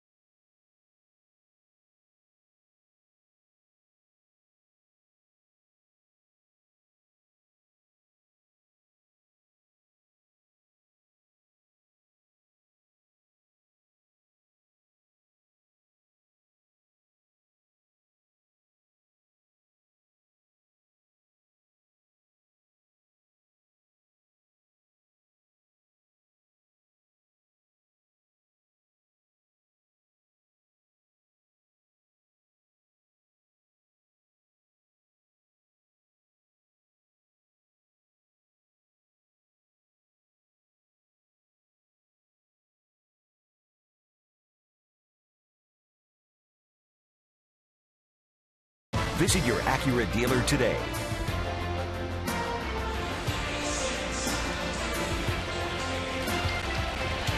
Got another good ball game between the Blue Jays and the Orioles. The Orioles have a 3-1 lead. This is Darren O'Day, who had 3 saves in the Washington series. He did not pitch against Boston over the 3-day weekend. He's pitched a lot this season. This is going to be a 66 game, and he's one of the better setup men, I think, in baseball. 6-2 with a 144 earned run average, and he has had a lot of success against the Blue Jays in his career. He's pitched 41 times against them. Blue Jays have hit just 205 against him, and his earned run average is just 215.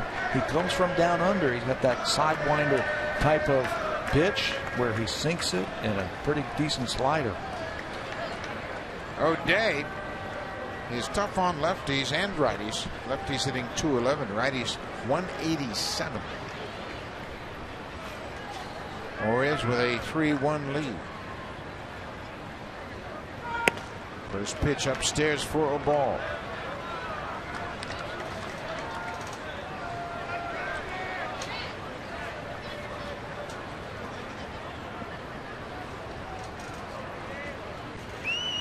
Ben Revere facing O'Day for the first time, and you saw Donaldson talking about O'Day to Revere.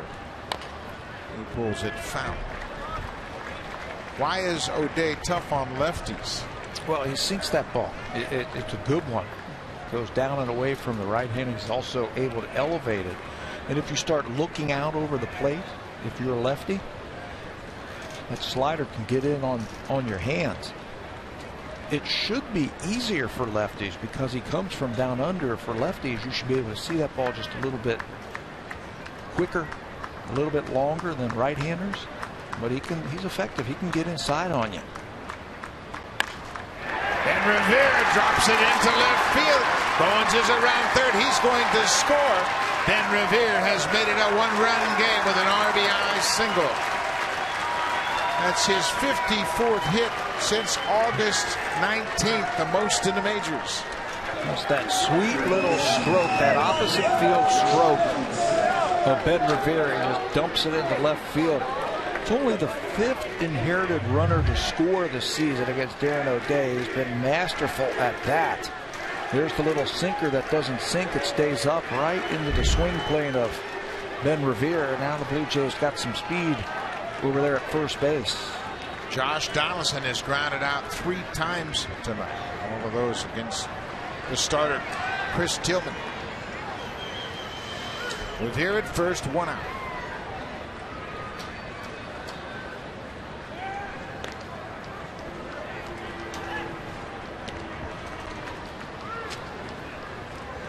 American League home run leaders, Nelson Cruz, Chris Davis tied atop the league with 43. Then Donaldson at 41, Trout 40, and Bautista 39. Plenty of power to go around in this whole series with both of these teams matched up.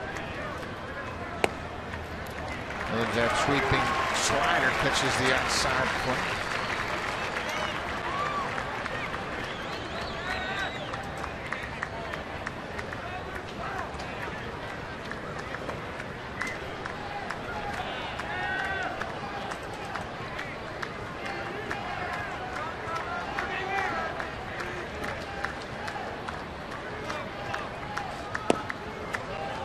Ball on the strike.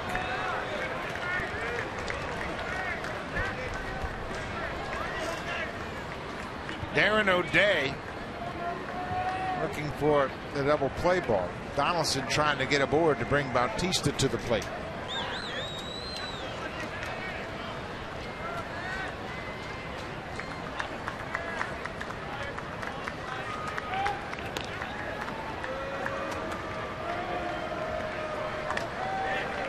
Revere's got some speed over there at first base, but I doubt that he would be trying to run right now with the hitters that are at the plate for the Blue Jays.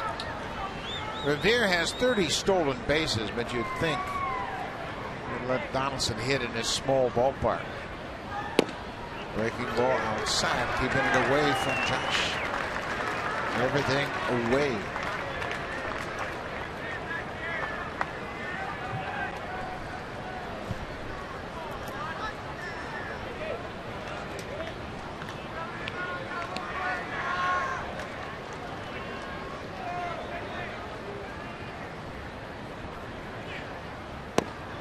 That time that breaking ball catches the inside corner. Donaldson wasn't so sure it was a strike. That was the front door breaking ball. The whole idea of throwing it right there is just to lock up that hitter. Freeze him just for a fraction of a second, and you can see from pitch tracker, it did catch a lot of the plate on the inside part.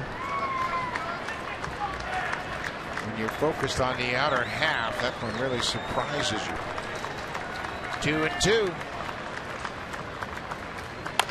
Ground ball up the middle. That'll get through for a base hit. Revere will stop at second as Donaldson gets one through the infield. And how about baseball? To talk about baseball has the baseball gods. Darren O'Day facing Jose Bautista with 2 aboard and 1 out in the 8th inning. And these two have a history. Bautista with 4 career home runs against O'Day. Do they ever have a history? O'Day likes to go up and in against Bautista. I mean, we've seen it back and forth. We've chronicled it in the past about O'Day getting Bautista. Jose asking, hey, what did you say?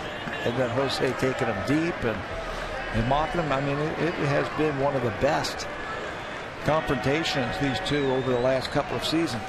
And they are the best at what they do. O'Day, one of the best setup men in baseball. Bautista, of course, one of the premier power hitters in the game.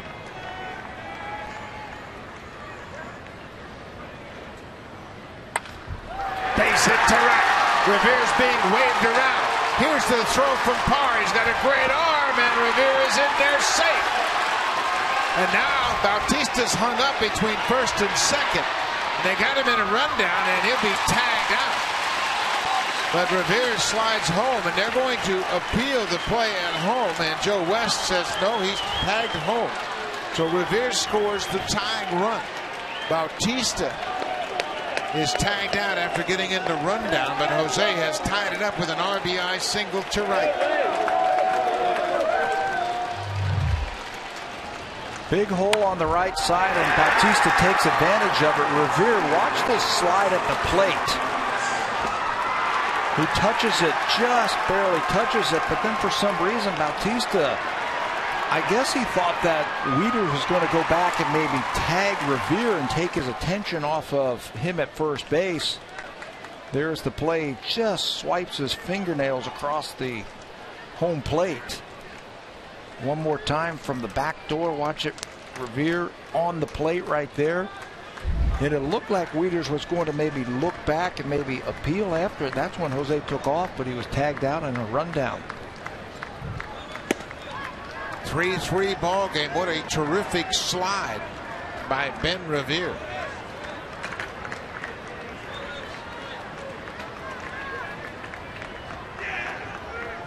Came up with a big RBI base hit, and then he scores the tying run.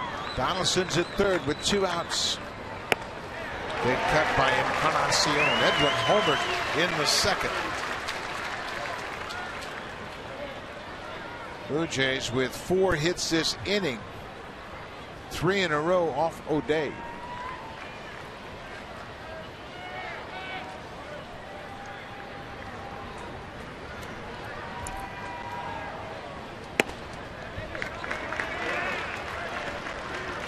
Even though he comes from down under, if you will, he'll try and elevate that fastball to right hitters. It looks very tempting and very inviting as Brett Cecil has gotten up and starting to throw. You have to discipline yourself and look for that ball down. A big sweeping breaking ball evens the count at 2-2. So Chris Tillman, he will wait another game to pick up a win against the Blue Jays. He is charged with 2 runs.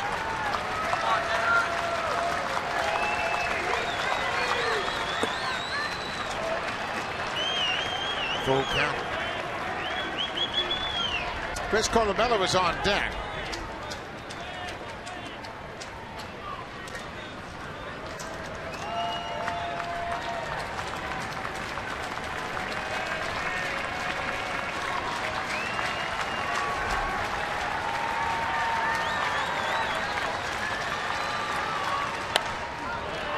Edwin stayed on that breaking ball. Yeah, he is seeing that breaking ball out of the hand of O'Day. The one he swung and missed swept off the plate. It was a fastball count. That last one right there stayed on the inner half for him.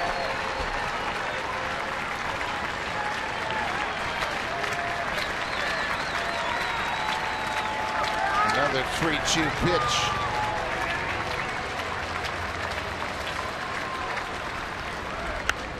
Popped up. Back behind home, and that'll be into the seats.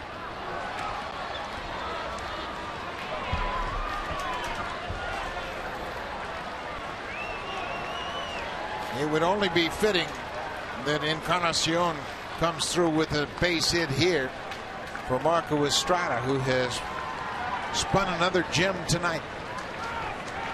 It's a 3-3 game. Estrada allowing just 4 hits to the Orioles. He's only thrown 76 pitches in 7 innings.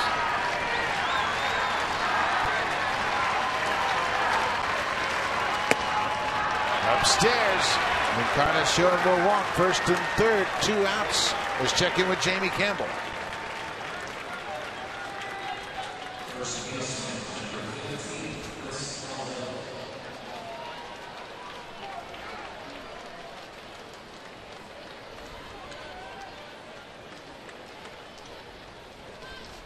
Thank you very much, Jamie Campbell. And of course, the Blue Jays, they saw the damage that Jackie Brantley Jr. can do, and tonight he's helping them out in New York.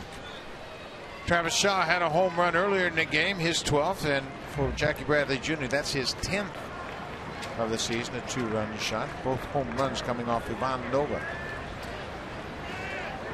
Chris Colabello 1 for 3.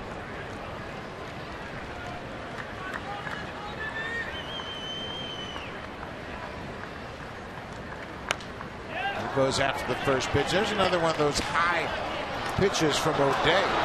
Yeah, that is by design right there. We will use that elevated fastball to both right-handers and left-handers. It's very inviting. You got to be really, you got to discipline yourself to look for the ball down. It's not a strike.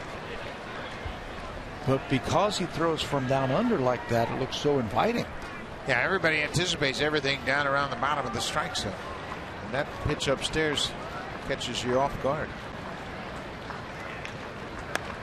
Well, that rifled into the Orioles dugout, just over that protective screen. And then it hit the back wall and just ping pong back and forth. Fortunately, everybody appears to be okay. Colabello's had big hits for the Blue Jays all season long. He had a game-winning home run in a 1-0 12-inning game down in St. Pete. Ben Revere had a big hit here tonight. An RBI single. He scored the tying run.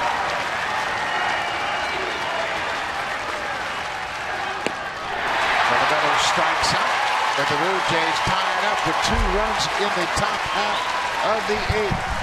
We'll go to the bottom of the 8th. It's a 3-3 game. Now time for Blue Jays Central Update. Here's Jamie Campbell and Greg Zorn.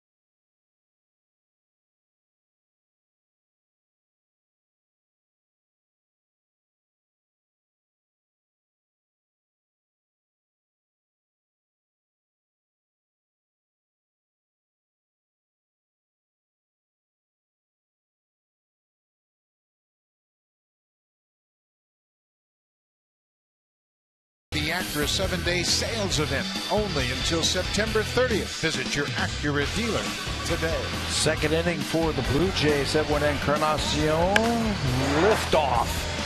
High pitch from Chris Tillman right over the middle of the plate, and Edwin Encarnacion is going to knock it out of here for his 36th home run, 106 RBI. Get the Blue Jays their first run of the night and our drive of the game. Edwin got it going. He put the Blue Jays up 1-0, but Ryan Flaherty answered with a 3-run home run in the bottom of the second. And now the Blue Jays have tied it up for Marco Estrada, who comes out to pitch the 8th. Again, just 76 pitches for Estrada through 7 innings. He's given up 4 hits, 3 of them right in a row, if you remember that back in the second inning. But other than that, he's been masterful. Yeah, that was a curious stretch of pitches. 3 straight first pitch hits. Single, home run. Weeder, Scope, and Flaherty. J.J. Hardy, the number 9 hitter. Darwin Barney takes over defensively at second base. Kawasaki was lifted in favor of the pinch hitter Justin Smoke.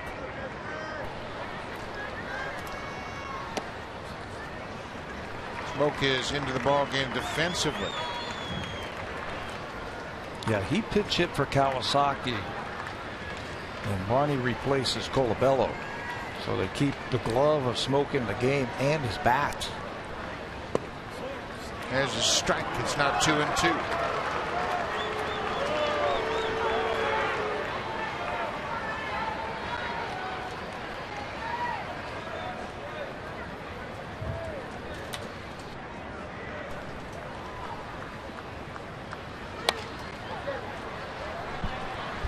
So Barney is in the 5th spot in the lineup. Colabello is out of the game. Smoke stays in the number 9 spot, of course. Bottom of the 8th inning, a 3-3 game.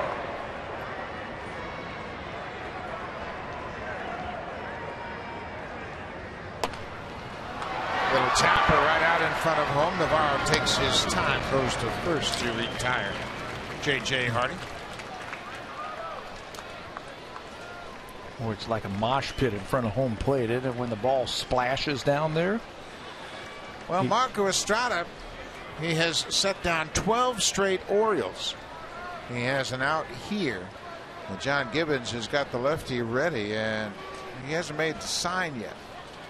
Now he has. He's going to call for the bullpen. Estrada with another terrific start. But he will leave this ball game and end up with a no decision tonight. Now it's up to the bullpen. Brett Cecil, the Maryland native, coming in to face Gerardo Parra in this 3-3 game. Nobody on, 1 out. What a job by Estrada.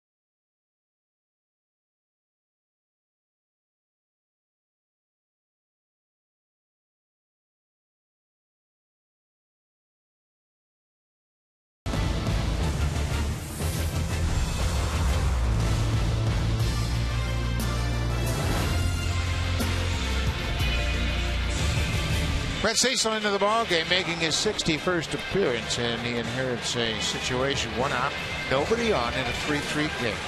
What a season he has had now. 60 games for Brett Cecil, and he seems to get stronger and stronger as this one rolls along. A 260 earned run average. He's thrown 52 innings, and he's had 65 strikeouts. He's made some adjustments, and he's cutting the ball just a little bit more, sinking it just a little bit more. He was telling me the other day that his sinker, he's been really happy with it. Aaron Sanchez showed him the grip that he uses, and everybody knows Aaron's sinker is one of the best on the baseball team. Brett Cecil started throwing it, and he's gotten great results with it. So he will face a left-handed batter to start his inning here. He inherits a 1 out, nobody on situation, and the leadoff man, Gerardo Parra, has flied out 3 times tonight. Parra bunts at the first pitch and bunts it foul.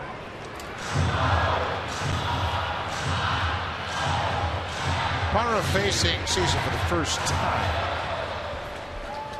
He was robbed of a hit in the 5th on a fine running play by Kevin Pillar. He dove, left his feet, slicing ball in the alley in left center, made the catch.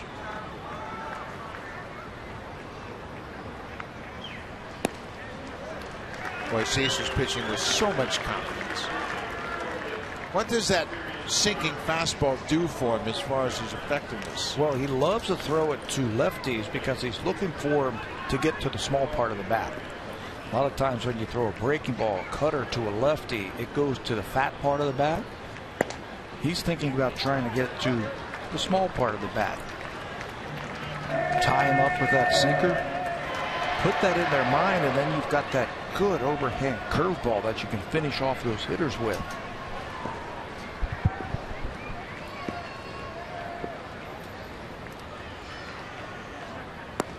There it is. That's a beautiful pitch, and Cecil gets his man. Strikes out the first man he faces here in the inning. Parra was hitting just 180 versus left-handed pitching this year. Cecil set him up, and then watch him spin this breaking ball right off that middle finger, down and away, and no chance for Parra to even foul tip it.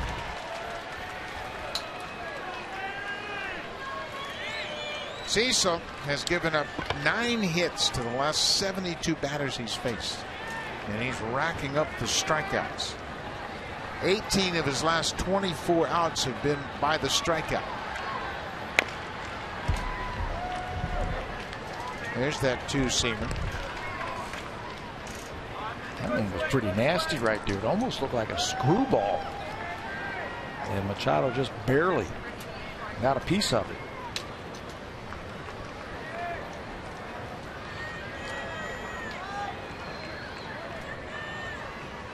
Machado steps out. Estrada and now Cecil have held the top 5 spots in this Oriole lineup to an over 15. They go around? No, according to Kerwin Danley down at first. But you're talking about some good hitters. Parra, Machado, Davis, Pearson, Clevenger over 15 now. Estrada set the tone, and Cecil following suit. Yeah, when you put your lineup together, you put your best hitters at the top of the lineup. Tried to throw that one too hard. It got a wink from it.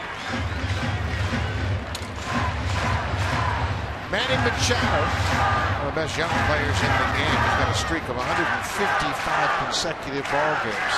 Taking a peek down there at Donaldson.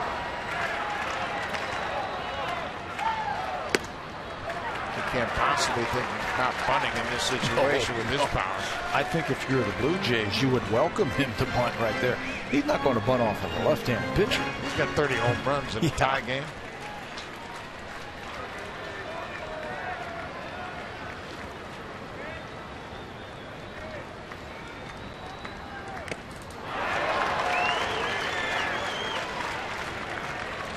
It's a high breaking ball, but it had good spin on it. And there's Chris Davis on deck. Full count. Cecil working in the bottom of the 8th in a 3-3 ball game. Great start for Estrada once again.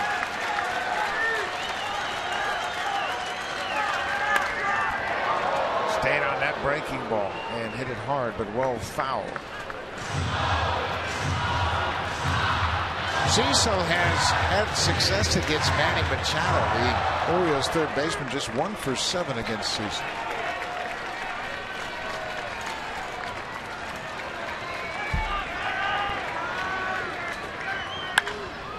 Hit hard, but right to Goins. Nice job by Brett Cecil. He gets a strikeout and a ground out. We've played 8 innings here in Baltimore. It's a 3-3 ball game.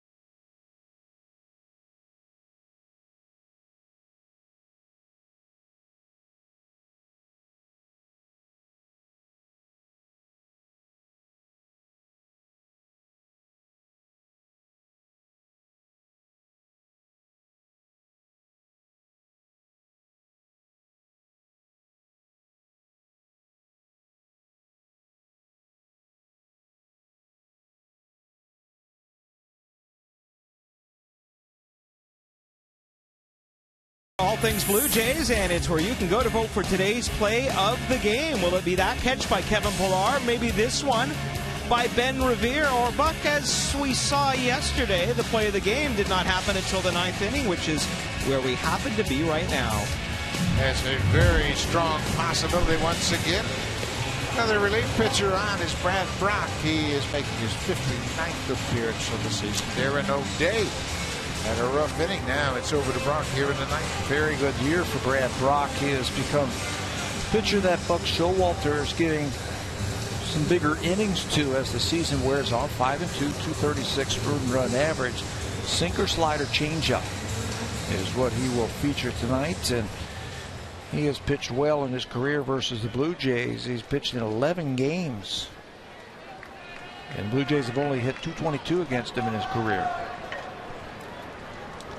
Yanner Navarro will lead things off for the Jays in the 9th, as they had some 9th inning drama yesterday.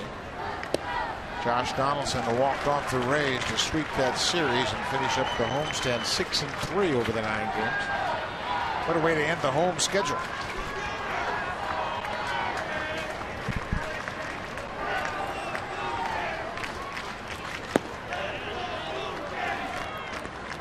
These two teams have played some tight ball games. We mentioned the Blue Jays 5 times during this season have scored 10 or more runs against the Orioles.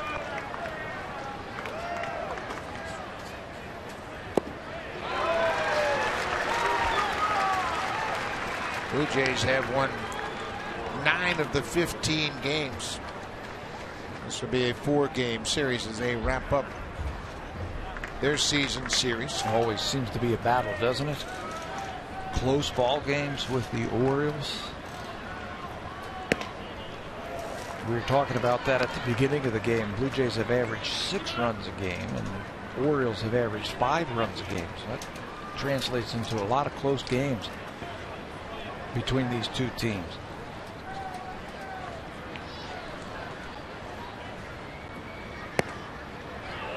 Navarro works the count to full. Jose Bautista is one of the best students of pitchers, and he's there with the hitting coach, and they're both keeping a close eye on Brad Brock, see if they can pick something up. There's a line drive to right. That's going to get down. Leadoff base hit for Navarro. Another big hit for Navarro. Here comes Dalton Pompey out of the Blue Jays dugout, and he'll take over as a pinch runner for DeHonor. Boy, what an at-bat for Navarro, working that count to full and then getting a pitch. The backdoor slider, and he's able to get that bat head out and pull it into right field for a base hit. They were shifting on him. He had 3 infielders on there, and he beat the shit.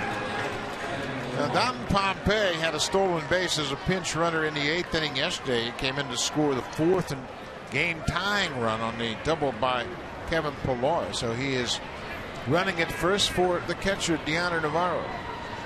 And here is Kevin Pillar.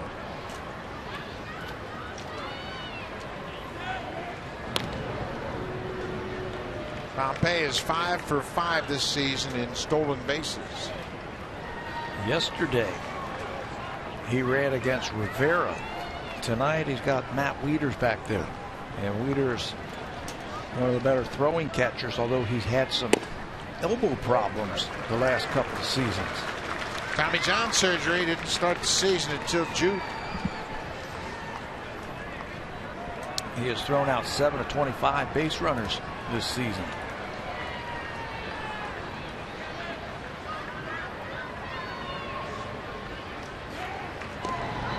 Pompey appears to be getting back very easily. Yeah, he can take another step.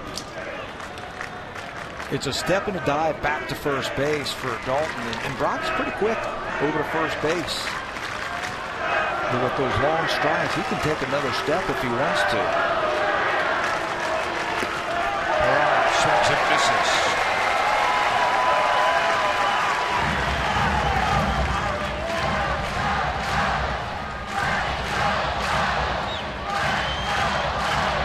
Very vocal crowd here tonight. Not a big crowd, but they're both into it, Blue Jay fans and Orioles fans.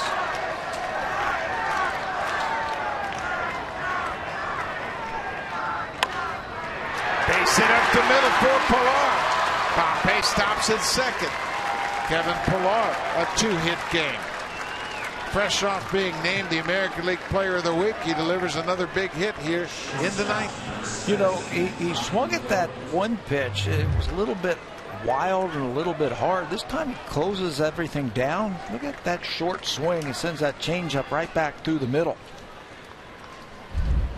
So the first 2 batters reach here. Now everybody in the ballpark is expecting a bunt from Goins. Look at the infield. Goins has 6 sacrifice bunts this season. That's the most for the Blue Jays. Manny Machado way in at third. Same for Chris Davis. And now Wieters is going to talk things over with his pitcher, Brad Brock. You know, they might give Ryan Goins one shot here. He has been swinging a hot bat. He has been very patient at the plate. John Gibbons might give him one shot to. There's holes all over the infield. Give him a shot to hit a ground ball into the outfield. Look at all the holes. Yeah, there's holes all over the place, and big hole between Davis and Scope at second. Get me over fastball and drill it to right. He squares the bunt, jabs at it, fouls it off.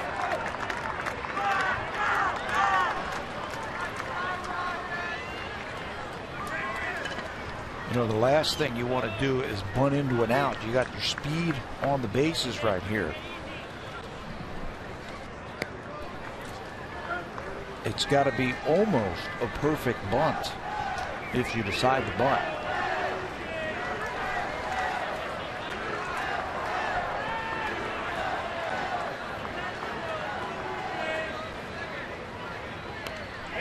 Good bunt. It's a perfect bunt right out in front of home, and Goins does his job. Well, he bunted it perfectly right toward the end of the bat, killed it out in front of home. Wieters had but one play, and that was to go to first. 7th sacrifice bunt of the season for Ryan Goins. Boy, good job on Ryan Goins. They are asking him to lay down a perfect bunt, and he does. Look at him go right down to his knees. You take the bat head, you keep it level, go right down to your knees, follow that ball. It was tracking, and it dies right out on the grass. Now the infield's got to come in. Justin Smoke This is interesting. Smoke came in as a pinch hitter and tapped out to the catcher 2-3, and a little squibber out in front of home. Ben Revere, another left-handed bat, is on deck, but Revere's a tough man to double up. You know what he's going to be getting here. He's going to be getting that changeup. He's going to have to stay back. Here comes the runner, Pompey, and they throw it wide. Pompey scores. Here comes Pilar. He dives in, and he's tagged out.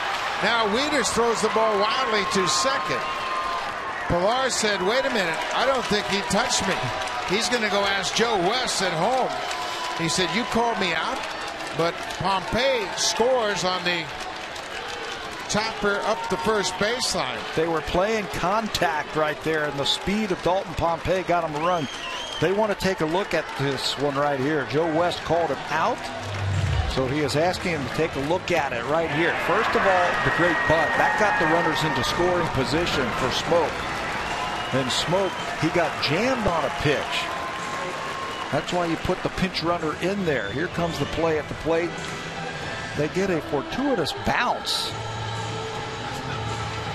He never touched him.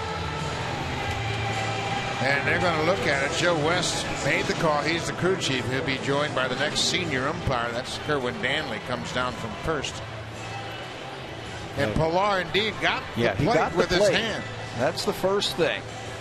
But they got a great bounce off of the concrete behind home plate right back to Wieters, and then he went to tag Pilar, who had a heads-up turn around third base. This is going to be really interesting. They've got a lot of angles that they can look at this one. First thing you have to ask, did he get the plate? Yes, he did. Here comes the play. No play at the plate. They throw it away, and it comes right back to Wieters. Joe West is behind the plate now. Usually you see those umpires rotating around. He was behind the plate. He calls the tag. Now, you got to tell me if he tags him. That's too hard to tell right there, that angle. I tell you what, you can't have a better slide than Kevin Pilar. He avoided the tag, and this will give you a good view of it. Watch the glove of Wieters. He never got it, never came close. And Pilar swiped the corner of home plate. From that angle right there, it looks like he missed him. This is a big run for the Blue Jays. Huge. They have taken a 4-3 lead. The ruling on the field is that Pilar is tagged out by Matt Wieters, and you can see him swipe at Pilar. He appears to be past him. At the same time, takes his right hand and swipes across home plate. That would be the 5th run to make it a 2-run difference. Pompey scores another big run, getting into the game as a pinch runner. He scores the go-ahead run here in the 9th.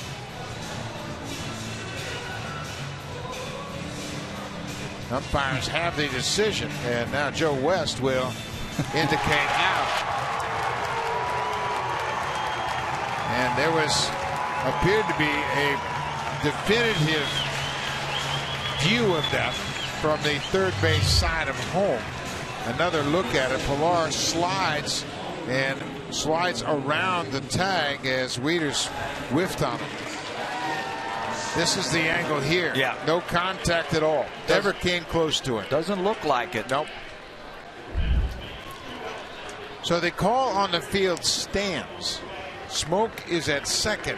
He advanced on the play at the plate. Ben Revere had an RBI single his last time up. The Blue Jays with a 4-3 lead here in the 9th.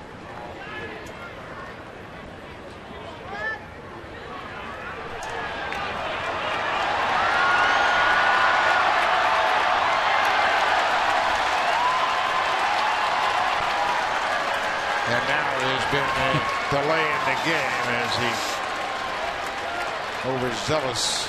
I'm not going to call him a fan because he's not a fan. Roberto Osuna is standing by ready in the bullpen. It's a 1-run game. We are in the 9th.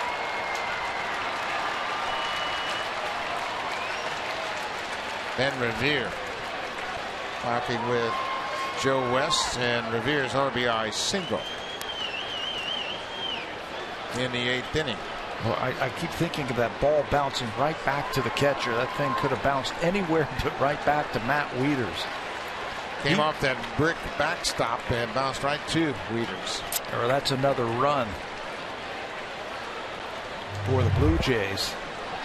Here it is one more time. They're playing contact. A great play by Davis, but he throws the ball away. Look where it bounces. Right back to Wieters, who heads up, and Joe Westmine tags out the runner at the plate. Never touched him. 2 outs now. Smoke at second. Blue Jays are up 4-3. They've out-hit the Orioles 10-4. Line drive to J.J. Hardy. But the Blue Jays score a run. On 2 hits, they leave a runner. Had another run cut down at the plate. We'll go to the bottom of the ninth. It's a 4-3 ball game. Davis, Pierce, and Clevenger. Roberto Osuna standing by.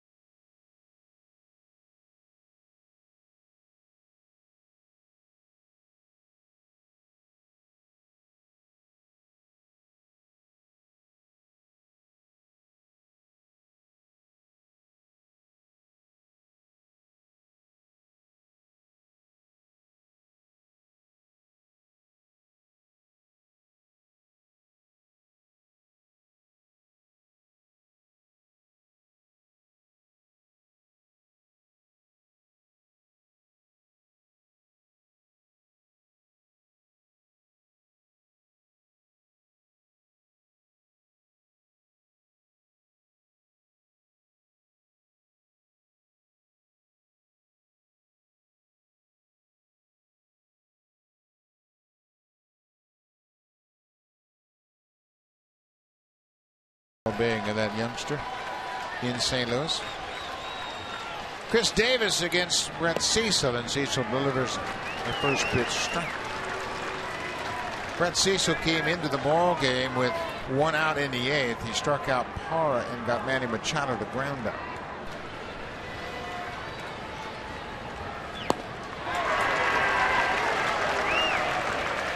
Russell Martin takes over defensively behind the plate. How about his catching partner, Gianna Navarro, got it started with a leadoff single in the 9th. Davis strikes out. With 1 out now for a preview of what's coming up on Sportsnet Central, here's Ken Reed and Ivanka Osmak.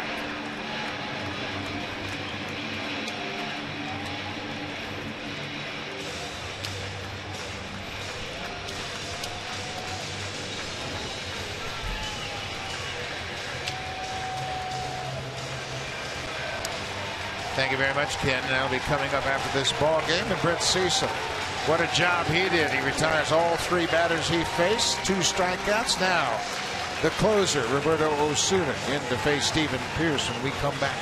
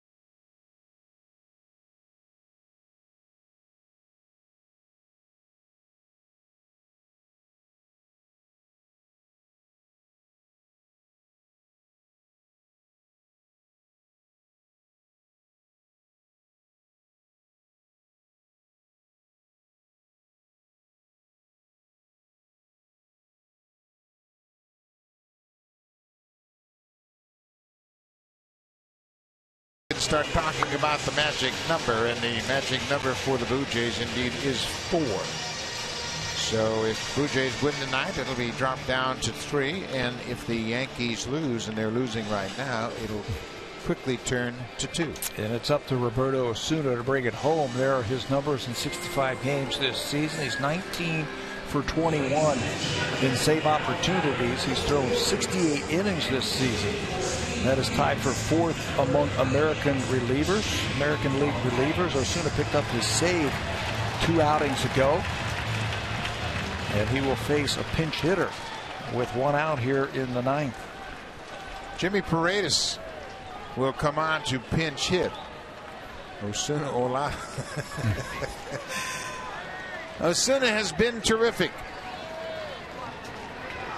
Paredes, a free swinger, takes the pitch upstairs.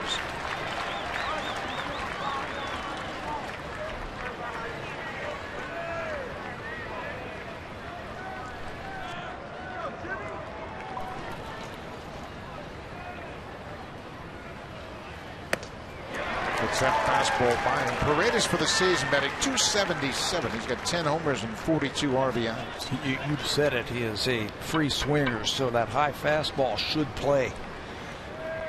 He is a very good low ball hitter. He's hit .371 against the Blue Jays this season, but he can't catch up to that hitting. Brett Cecil retired all 3 batters he faced. He struck out Parra and struck out Davis to start the 9th.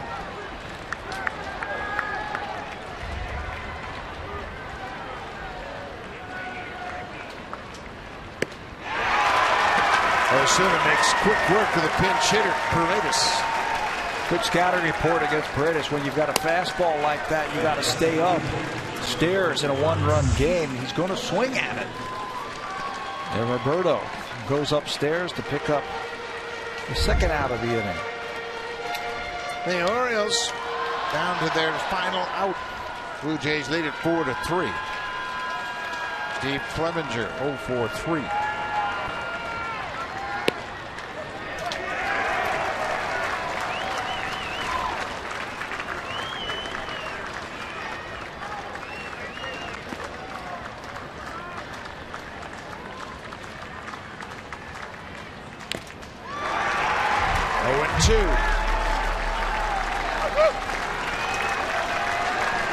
The Orioles 3 runs on just 4 hits. 3 of the 4 hits came in succession in the 2nd. They haven't had a hit since the 4th inning.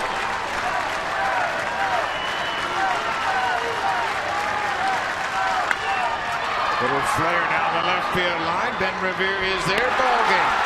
Roberto Osuna picks up his 20th save of the season. Brett Cecil, the winner, that evens his record to 5-5, and the magic number is reduced to 3. Boy, what a game for the Blue Jays. It looked like they came out against Chris Tillman. It looked like Tillman, who was cruising, looked like he had a great chance, but this is a team that has never say die. They scored 2 runs in the 8th, another run in the 9th inning. The bullpen took it home from there, and the Blue Jays win the first game of this big 4-game series against Baltimore. Save number 24, Osuna. Brett Cecil, a perfect outing. Retired all 3 batters. Cecil has not allowed a run in 99 days. Blue Jays win it 4-3. We'll see you tomorrow night. Thanks for watching. Stay tuned. Here's Sportsnet Central. Ken Reed and Ivanka Osback.